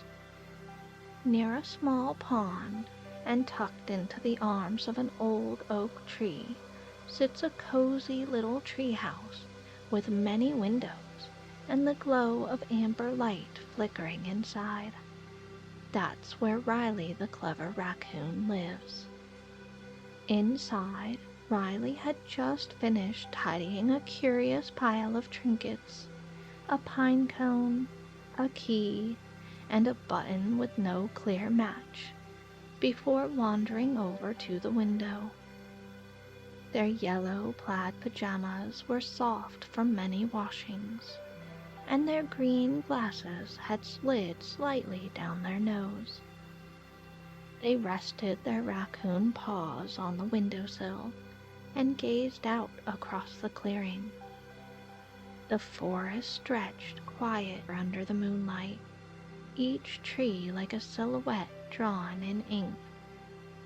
Mist curled softly along the edges of the trail, and something in the air made it feel like the world was waiting.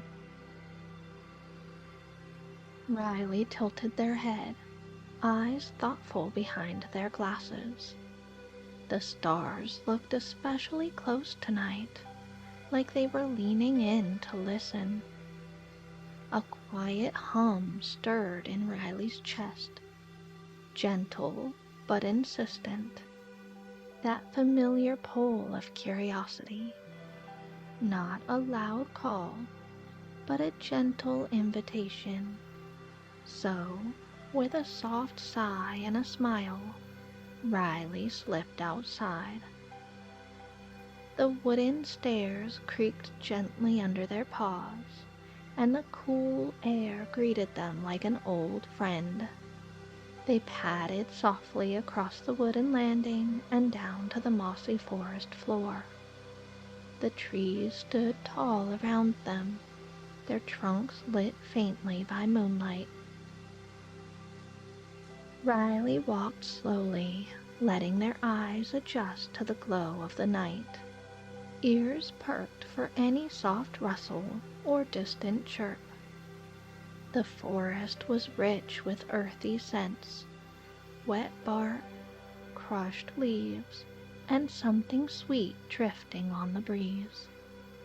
A few steps led to many, and soon Riley found themselves weaving between ferns and stepping over roots, drawn by that quiet, unanswered question. It wasn't urgent, just curious. The kind of curiosity that settles behind your ribs and waits patiently to be noticed. Then, just ahead, something glimmered at the base of a tall oak tree. Riley slowed, ears tilting forward. There, nestled among the roots like a secret offering, lay a small pile of glowing pebbles. Soft hues of blue, green, and rose shimmered faintly in the misty light. Riley knelt beside them, eyes wide. "What in the world?" they whispered. Their paw hovered above the stones, careful not to touch them just yet. They weren't scattered like fallen seeds, or tucked away like a squirrel's treasure. No, this felt arranged, intentional. "What a curious discovery," Riley murmured, adjusting their glasses. "But why would someone leave glowing pebbles out here?" They sat back on their heels, tail flicking thoughtfully. The glow of the pebbles pulsed softly, like the rhythm of breath. "This feels like a puzzle," Riley said slowly. "Not the kind with pieces to fit together, but the kind the forest offers when it wants you to pay attention." And just like that, the night opened itself to discovery.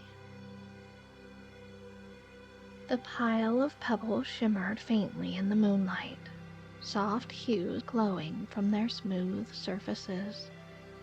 Riley's paws moved gently over them, turning each stone over with wonder. They were cool to the touch, but left behind a faint warmth, as though they'd been waiting for someone to notice them. Riley reached for the little pouch they always kept in their pajama pocket. It wasn't for collecting treasures necessarily. Sometimes it held snacks, or a pencil stub and a crumpled drawing. But tonight it would hold something new. One by one, Riley placed the pebbles inside, then rose to their feet, ears twitching in the quiet.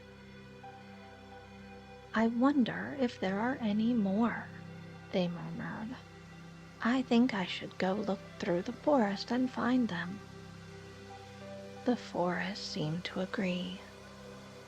A soft breeze stirred the underbrush, and just beyond the roots of a nearby fern, Riley spotted another faint glow. They crouched low, gently brushing aside a fallen leaf to uncover a second cluster of pebbles, two this time, glowing a dusky violet and a soft gold. With a swish of their striped tail, Riley added the stones to the pouch and pressed onward. It was like a treasure hunt, but slower, quieter, less about finding and more about noticing. Riley wandered carefully along the edge of the winding trail, brushing their paw gently along the tall grass that shimmered in the moonlight.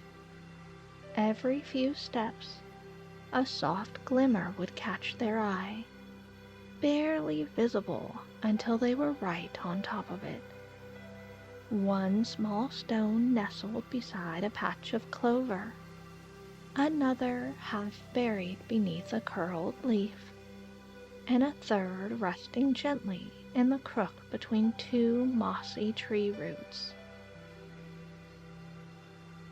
Riley crouched low, adjusting their glasses and gently gathering each pebble, their pouch growing heavier with soft color and quiet light. "These aren't just any stones," Riley whispered, tail flicking slowly behind them. "They're clues, like the forest is leaving a trail." Further off the path, a cluster of tall mushrooms stood in a half circle, their caps dewy and soft with moss. Riley reached beneath them, brushing aside the greenery to reveal another trio of glowing stones, this time in deep orange, dusky purple, and a quiet silver blue. They were slightly larger than the others, their glow more subdued, as if they'd been resting there a long time, waiting to be found. Riley turned one over gently in their paw, watching how it caught the moonlight. "Hidden on purpose," they murmured, almost in awe. "As if the forest wanted me to look a little closer."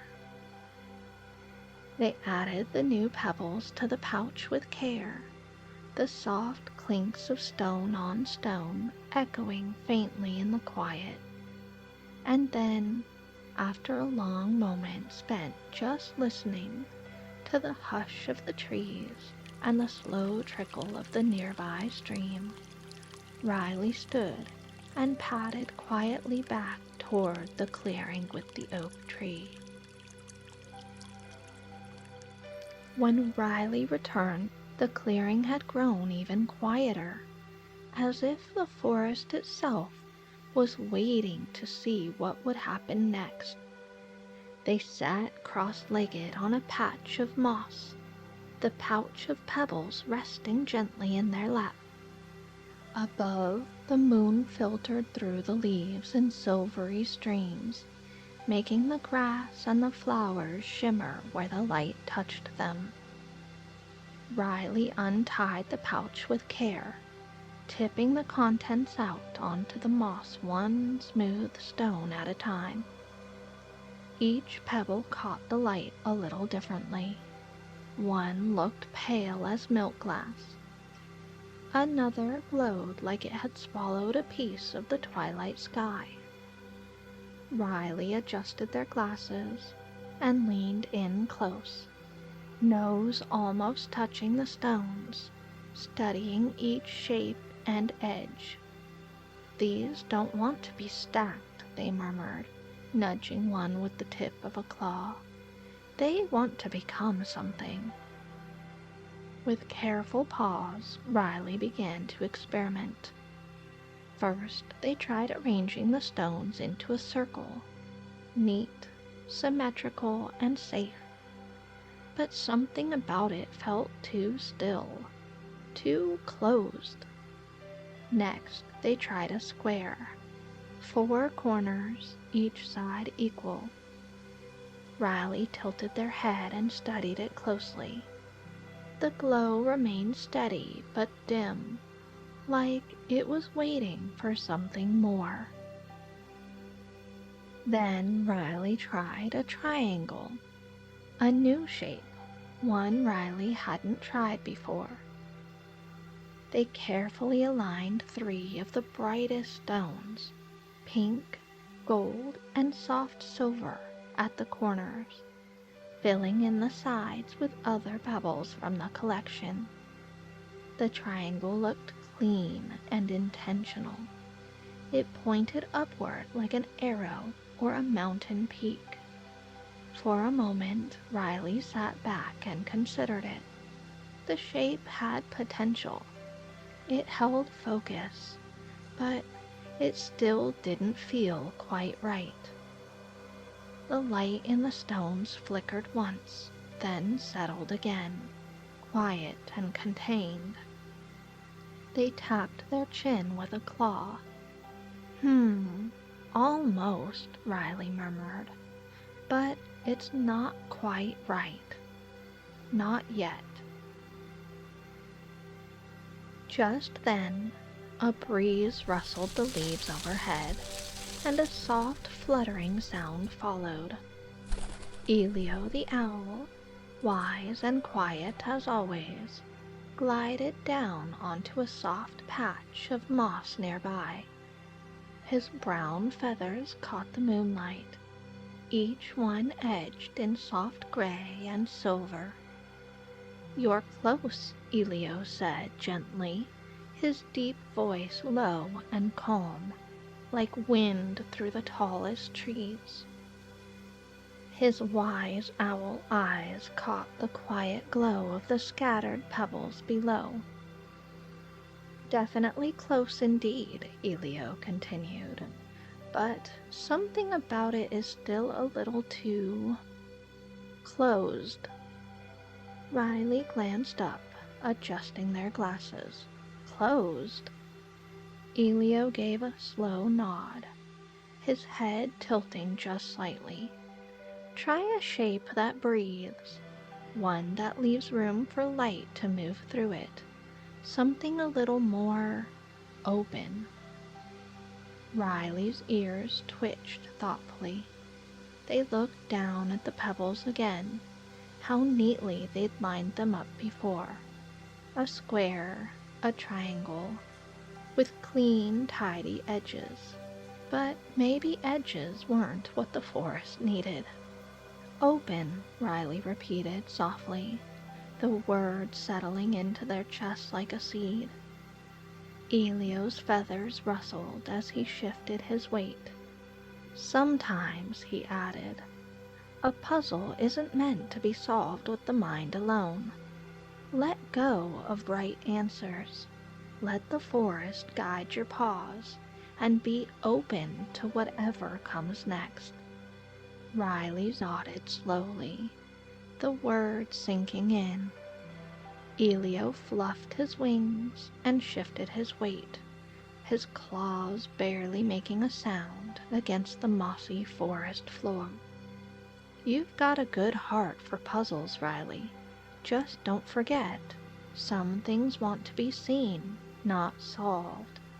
And with that, the wise owl pushed off from the ground, his wings stretched wide, catching the moonlight as he rose into the trees and disappeared into the night. Riley sat quietly for a moment, watching the place where Elio had vanished into shadow. Then they turned back to the pebbles, heart feeling lighter and paws steady. "Something that breathes," they whispered, and slowly an idea began to take shape.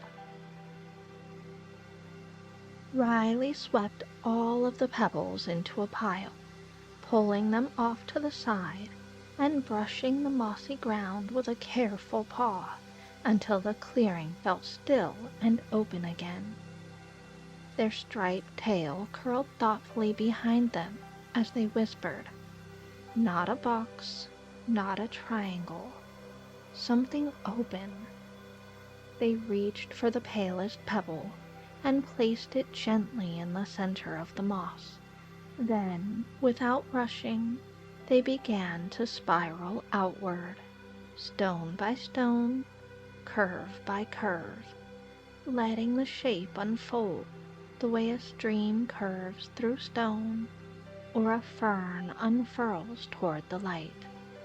It felt right immediately. A faint shimmer flickered across the spiral, soft as breath. By the seventh, it was more than a shimmer. It was a presence. Each pebble, as if stirred awake by the shape itself, began to glow with a pulse that matched the rhythm of the forest around them.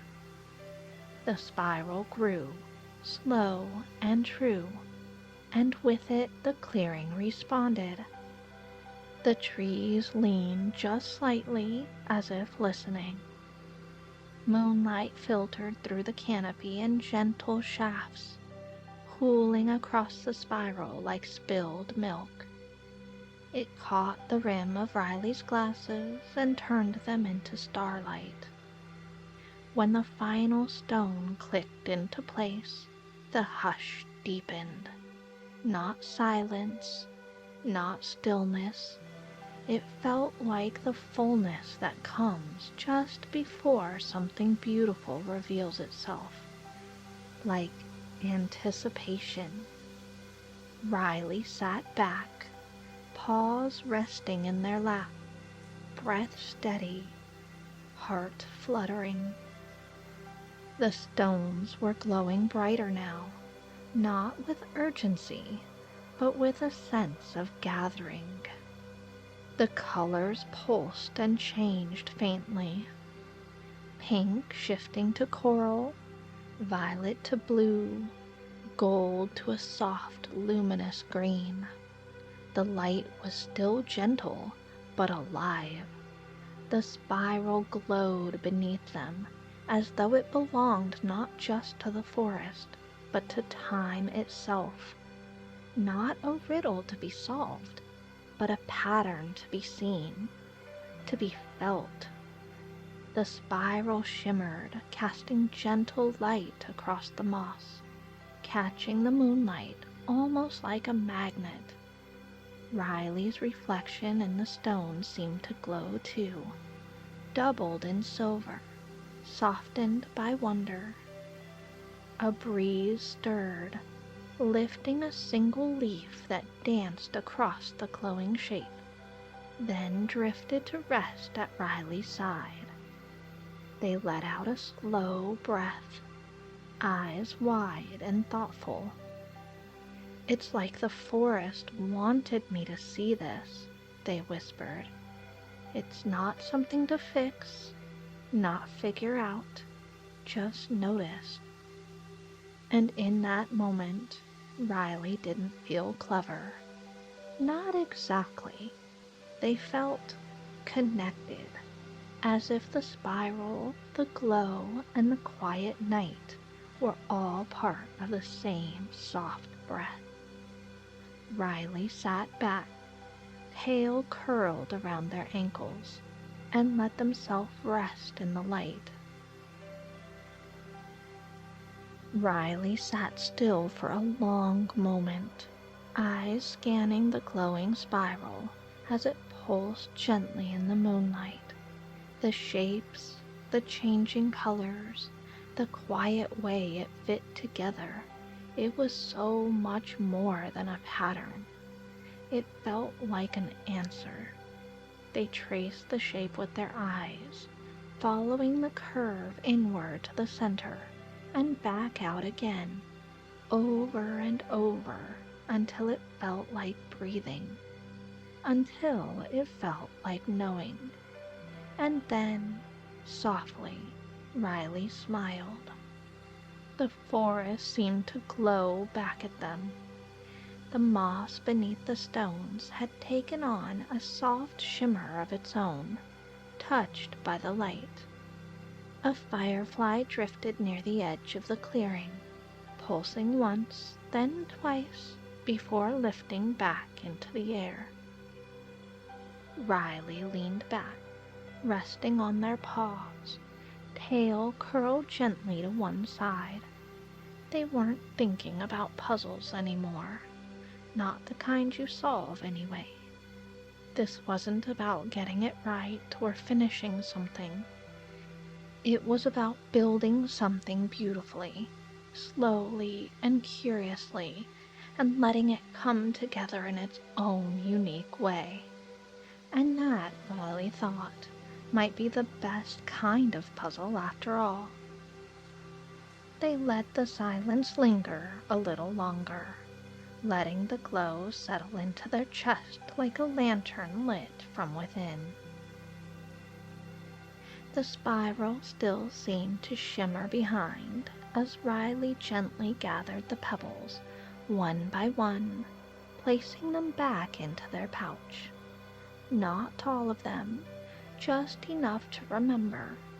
A few they left behind, nestled in the moss beneath the oak tree, still glowing faintly in the moonlight like a secret waiting to be rediscovered. Riley stood, stretching slowly and brushing moss from their fur. As they stepped back onto the path, they paused once, just at the edge of the clearing, to look back at where the spiral had been. The forest felt different now, not louder, not brighter, just deeper, as if something unseen had stretched and settled, satisfied and understood. They continued down the winding trail, stopping briefly where the moonlight streamed through the trees. Riley tilted their head, listening to the hush of the stream in the distance and the rustle of the night air moving through the leaves. A firefly blinked softly near their shoulder, then rose and vanished into the dark. Riley smiled. When they reached their treehouse, the stairs groaned in that familiar way, welcoming. Riley paused at the landing, looking back once more into the woods. The clearing was hidden now, the glow tucked away behind the trees, but they could still feel it. The pattern, the light, the quiet joy of making something with care. Inside, everything was just as Riley had left it. A mug of tea gone cold, a stack of books, one still open to a dog-eared page, and the pile of trinkets Riley had been thumbing through earlier. Riley placed the pouch of pebbles on the table beside their bed and touched it once, gently. "I'll find you a place," they whispered, "somewhere you can shine." Then they climbed into bed, curling beneath their quilt with a long, quiet breath. Their glasses rested on the nightstand, beside a smooth stone from the spiral, one that glowed just faintly in the dark. The quilt was soft and smelled faintly of lavender. Riley tucked their paws beneath it, feeling the warmth settle in. Outside, the forest sighed in its sleep, and the night grew quiet around them. And Riley, the clever raccoon, drifted into dreams full of color, pattern, and peace. The forest is especially quiet this evening, the kind of hush that settles only after the sun is gone and the moon has risen high, casting soft light across the treetops. A warm breeze carries the scent of damp moss and sweet pine, and the gentle hush of rustling leaves whispers overhead. Crickets chirp in steady rhythm, and a soft ripple from the nearby stream hums in the distance like a lullaby. Not far away in the forest, nestled in a patch of open grass, Wendy the fluffy bunny peeked out of her cozy burrow. Her pink pajamas glowed in the moonlight, and her white tail gave a little twitch of excitement. "Tonight feels like a night for something magical," she whispered. She hopped softly down the forest path, the moss beneath her paws feeling springy and cool. A gentle glow spilled across the forest from the full moon above, casting every fern and branch in golden colors. Down a soft winding path lined with clover and wild mint, you could just barely hear the sound of the river gliding slowly through the trees, its surface smooth as glass. A few steps away in the forest, Frank the furry fox bounded out of his den. his fluffy tail a blur of orange. The forest was drowsy but awake with wonder, and Frank's energy bounced through the trees, almost as though he were waking up the forest, bit by bit, with his excitement. "What's everyone doing tonight?" he called out happily. "Let's do something fun." A little further down the forest, Clover the cuddly bear padded softly along a stone path, candlelight flickering in her window as her cozy cave disappeared behind her. She smiled shyly as she joined the others, her purple pajama top glowing under the moonlight. "What if we just sit and watch the stars?" she offered gently.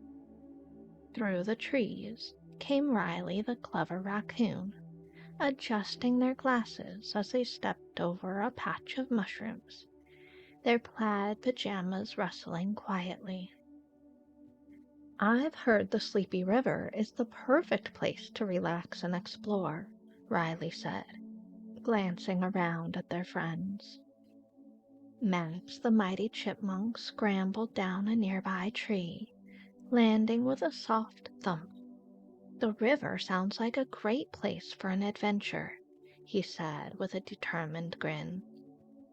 There was no way Max was going to pass up the opportunity to do something mighty and brave, especially when his friends were joining him for the fun. Wendy's ears perked. "What if we float down the river on one of those giant leaves?" she said. "We can explore and relax at the same time." Everyone loved the idea. A gentle drift down the river sounded like the perfect way to relax, to enjoy the peacefulness of the cozy forest, and squeeze in just a bit of fun along the way. Together, the friends made their way to the riverbank. The forest opened around them, revealing the wide, sleepy curve of the river flowing beneath a canopy of stars. Ferns leaned toward the water's edge, and soft reeds swayed in the gentle current. The surface shimmered with moonlight, reflecting the shapes of fireflies and overhanging branches like a moving painting. The friends paused at the bank, gazing out at the peaceful water and letting the night wrap gently around them. The riverbank was soft and damp beneath their paws, dotted with tufts of moss and wild river mint, and a toad let out a slow, sleepy croak nearby. The friends began to search, stepping carefully among the tall grasses and winding roots. Here and there, patches of moonlight filtered through the canopy of trees above, casting soft pools of light that flickered on the ground like lanterns. Wendy was the first to spot it. Nestled in a curve of the riverbank, half resting on a smooth stone, was a wide, sturdy leaf. Its surface was dappled with rain from earlier in the day, but its edges curled just right, making it look like a gentle raft. "This is it," Wendy said softly, her voice carrying across the water like a thread of light. Frank dashed over and gave the leaf a playful tug. It bobbed in the water, floating steadily despite his enthusiasm. "It works," he said, grinning as his tail wagged behind him. Clover approached slowly, her wide eyes taking in the shimmer of the river and the soft bounce of the leaf. "Are you sure it's safe?" she asked, arms tucked around her chest. Riley stepped forward and crouched beside the leaf, their glasses slipping slightly. With a quick scan and thoughtful nod, they said, "Yep, It's just the right size, balanced, buoyant, and built for a slow ride." Frank wiggled excitedly. "Come on, Clover. We'll all be right there with you." One by one, the friends stepped onto the leaf, which rocked gently beneath them but didn't tip. Wendy settled in beside Frank, her ears twitching with anticipation. Max clambered aboard with a squeak of joy, followed by Riley, who adjusted their pajamas and sat cross-legged. Clover hesitated for a moment longer, then took a deep breath. She stepped carefully onto the leaf, crutching Wendy's paw for balance. When the leaf steadied beneath her, she let out a soft sigh and sat down. The friends glanced at one another with quiet excitement. Around them, the forest was hushed and expectant. The sleepy river stirred beneath their floating perch, ready to carry them into the heart of the night. And with a gentle push from Frank, the leaf began to drift. The leaf glided slowly forward, carried by the gentle and steady current. Beneath them, the water moved like silk, swirling around stones and roots in gentle ebbs and flows. Fireflies lit the way, their golden glow pulsing like tiny beacons through the thick evening air. The trees leaned over the river, their branches arching like a grand hallway made of wood and light. Above them, the sky stretched wide, deep blue and dusted with stars, while below, the water mirrored every shimmer. "This is so pretty," Wendy murmured, gazing up through the leafy canopy. Her bunny ear twitched as a breeze brushed past. Frank dangled his paw over the edge of the leaf, sending soft ripples across the glowing water. "I think this might be the best adventure ever," he said, smiling up at the moon. The forest floated past them slowly, patches of glowing mushrooms on the banks, the rustle of hidden animals in the underbrush, and once the quiet hoot of Elio the owl from somewhere in the distance. Nobody spoke for a long moment. They didn't need to. The hush of the forest, the glow of the river, and the warmth of their shared journey filled the silence perfectly. The leaf drifted into a quiet bend of the river, where the current slowed to a sleepy crawl. The trees opened slightly above, revealing a patch of open sky filled with stars.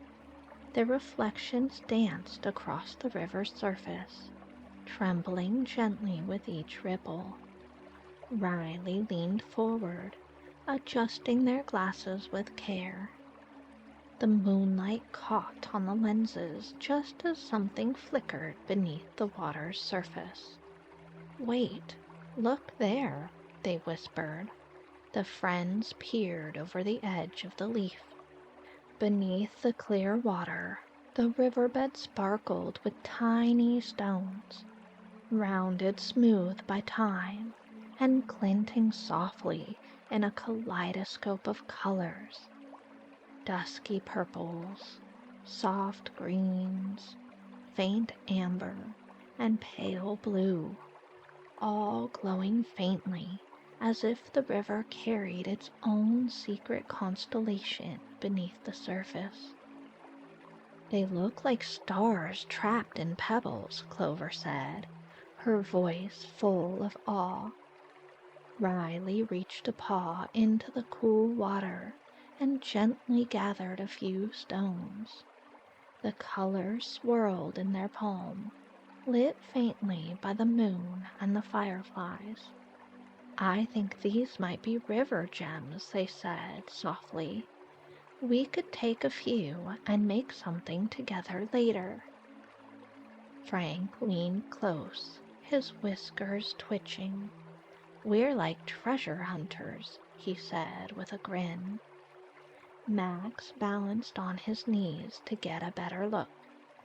"They're like puzzle pieces," he said. "All different, but kind of perfect together." As the leaf floated on, the river seemed to glow a little brighter, like it was proud to have shared something so quietly beautiful. Wendy sat back, gazing at the stars above and their reflections below. "Maybe the river was showing us this the whole time," she whispered. "We just had to slow down long enough to notice." As the leaf drifted around a bend, the river widened and slowed to a still, mirror-like pool. Tall reeds swayed gently at the edges, their slender stalks whispering in the breeze. The water, deep and glassy, reflected the moon so perfectly it looked like a second sky stretched beneath them. The friends felt the shift in the air. Everything grew even quieter, as if the forest itself had paused to breathe. "This is nice," Max said softly, his small voice barely above a whisper. He rested his paws on the edge of the leaf and leaned over to watch the silver shapes ripple beneath them. Sometimes even mighty chipmunks like to take breaks. Clover pointed down at the water. "Look," she said, "it's like a little piece of the sky has come down to rest with us." She stretched her legs out slowly.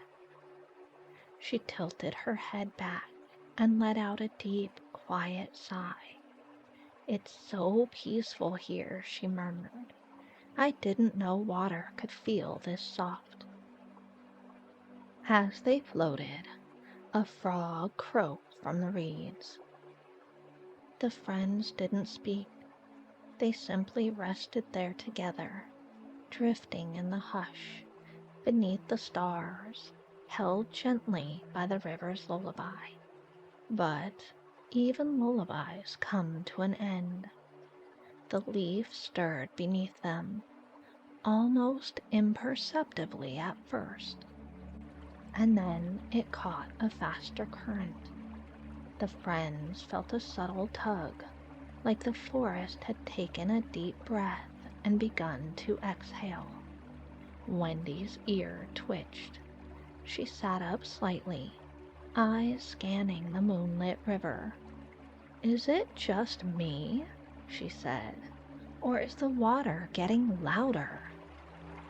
Riley adjusted their glasses and leaned forward, watching the path ahead. "It is," they murmured. "The current's speeding up." Around them the forest narrowed. Trees leaned closer, their branches brushing the river like watchful arms. The water darkened where it deepened, then turned pale again where it rippled over smooth stones. Up ahead, the friends saw it, the river narrowing, rushing over a stretch of low rocks. Gentle eddies turned to swirls of foam.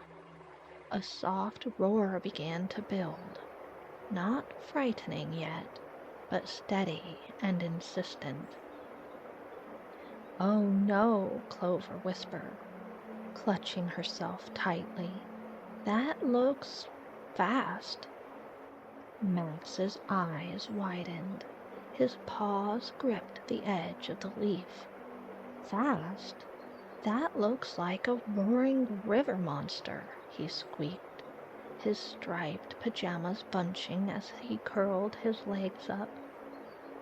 Frank leaned forward at the front of the leaf, grinning like a fox who had just spotted a game. Monster? Nah, it's just water having fun. The leaf rocked gently as it approached the change in current. A mist rose ahead, where the river dropped in a soft curtain of white. Maybe it won't be so bad, Wendy said, leaning in. It might even be fun. Clover shook her head. What if we fall in? Max gulped. I don't think chipmunks were made for rapids. Even Riley hesitated, glasses slipping slightly as they squinted ahead. It does look a little chaotic. Frank stood up carefully, his paws spread wide for balance. Hey, look at us. We're all here. This leaf is strong, and if we stick together, we'll be just fine. Wendy nodded, her ear brushing Clover's shoulder. We've come this far. We can do this. But what if we sink? Max asked, voice trembling. Frank crouched beside him, paw on his shoulder. Hey, you're Max the mighty chipmunk. You've climbed taller trees than this river is deep. Max blinked. Then slowly he nodded. Okay, maybe. And Frank added with a grin, if you fall in, I'll fish you out myself. Then it made Max laugh. A small, nervous laugh, but a real one. Okay, he said, gripping the edge of the leaf again. But if we sink, I'm blaming you. Frank wagged his tail. It's a deal. The leaf drifted closer to the rapids, and the mist kissed their fur like a cool invitation. Hearts thumping, eyes wide, the friends leaned in together. The leaf bucked gently as it entered the rushing water. Foam gathered at the edges of the river now, bubbling over smooth rocks as the current quickened. The forest narrowed on either side, trees crowding close, as if to watch what would happen next. The friends held on tightly, paws and claws gripping the curved edges of the leaf. Their reflections flickered wildly in the churning water, stars and shadows dancing beside them. Hold on, Frank shouted, his laughter ringing bright above the roar of the rapids. The leaf picked up speed, bouncing and swerving as it rode the waves. Water splashed up and misted the air, catching in Clover's fur and making Max squeak as a cool droplet landed right between his ears. Whoa, Wendy called, grinning as she ducked the spray of water. Riley's glasses slid down their nose again as they leaned forward. We're really doing it, they shouted. We're flying. For a moment, it felt like they were. As the leaf swept toward the small waterfall, their laughter rose with it. The drop wasn't steep, but to 5 forest friends packed onto a floating leaf, it felt like a leap into the stars. They slid over the edge, just a breath of weightlessness, and then splash. They landed in the calm pool below with a soft thud and a swirl of silver mist. Everyone gasped. Then Frank threw his paws up. "We made it!" he yelled. "We made it!" Max echoed, laughing in surprise, water dripping from his striped pajamas. Their leaf rocked gently in the peaceful water. The rapids were behind them now. There was no more rush and no more roar, just the slow drift of the river and the hush of the forest returning. The river stretched wide and quiet now, its surface smooth once again, like a ribbon of starlight winding through the trees. The leaf floated gently in the current, carrying the five friends through a hush that felt deeper and softer than before. Around them the forest had shifted. The branches above leaned in close, their leaves heavy with dew that glistened like glass. Soft moss blanketed the banks, glowing faintly in the moonlight. Every now and then, a frog croaked low from the distant reed bed, and the sound felt like part of the stillness. "That wasn't so scary after all," Clover said softly, breaking the silence. Her voice was barely above a whisper, but in the quiet of the river it felt as strong as anything. It was almost fun. Wendy smiled, her ears relaxed. "It was a little while," she agreed, "but we did it. And now look, this part of the river is even more beautiful." Max, still catching his breath, puffed out his chest. "We were like explorers," he declared, "adventurers on a wild river quest." His fluffy tail curled proudly behind him. "It was very mighty," Riley said with a smile, giving Max a gentle nudge. As the leaf rounded a slow bend, clusters of glowing wildflowers appeared along the banks, their petals bobbing softly in the breeze. Dragonflies hovered near the surface, their wings catching the moonlight like flecks of silver. No one spoke for a while. There was no need. The water carried them forward in a quiet rhythm, and the forest, full of soft sounds and shimmer, felt like it was drifting with them. The leaf floated lazily now, as though the river itself had exhaled.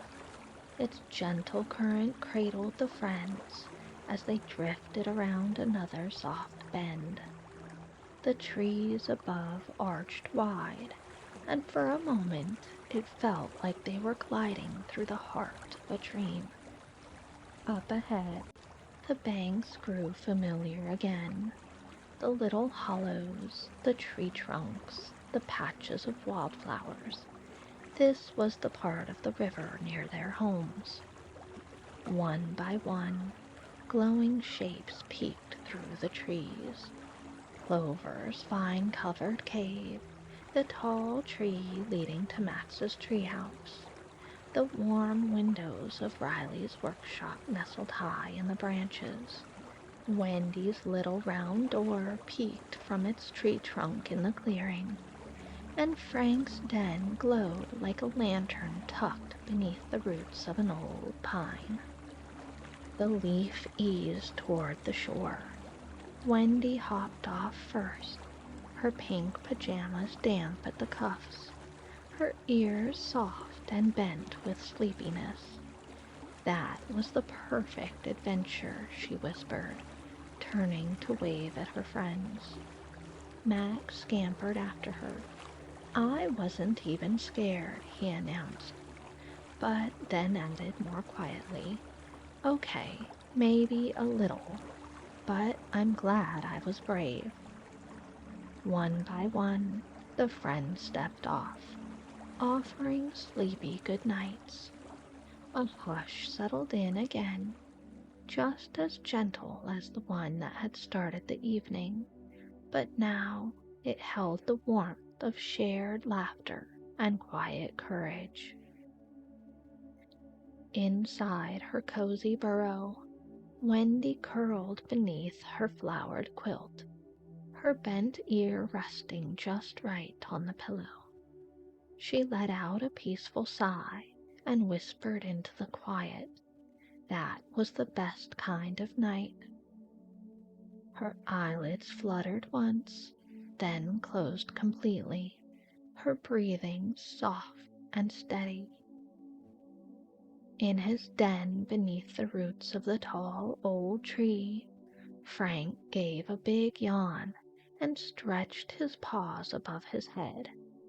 "Water monsters aren't so scary after all," he murmured, tugging his blanket tight around his chin. His tail gave a little twitch, and a sleepy smile settled on his face. Clover nestled deep into her mossy cave bed, the scent of rain-kissed leaves still lingering faintly in her fur. She pulled her favorite blanket close and rested her head against the softest corner of her pillow. "I'm glad I was brave," she whispered, and let the quiet carry her gently toward sleep. On the other side of the neighborhood, Riley placed the shimmering pebbles from their pouch onto the windowsill. The little rocks caught the moonlight, casting quiet patterns on the wooden walls. Riley watched them for a long moment, then slowly closed their eyes with a smile. And in his tiny treehouse, Max the mighty chipmunk hugged his pillow proudly.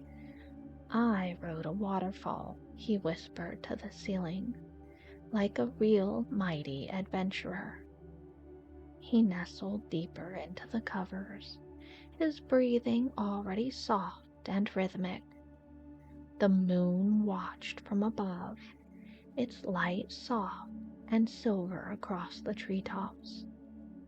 The sleepy river continued its slow journey through the woods, carrying with it the memory of laughter and the hush of friendship.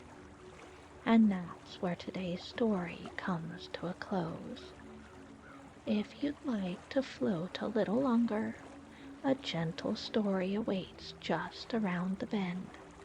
But if your eyes are already heavy, the gentle music will continue for a while, just long enough to drift peacefully and linger in the hush of moonlight and waves. Good night, my friend. Sleep well, and may your dreams follow the gentle current, calm, glowing, and full of quiet wonder.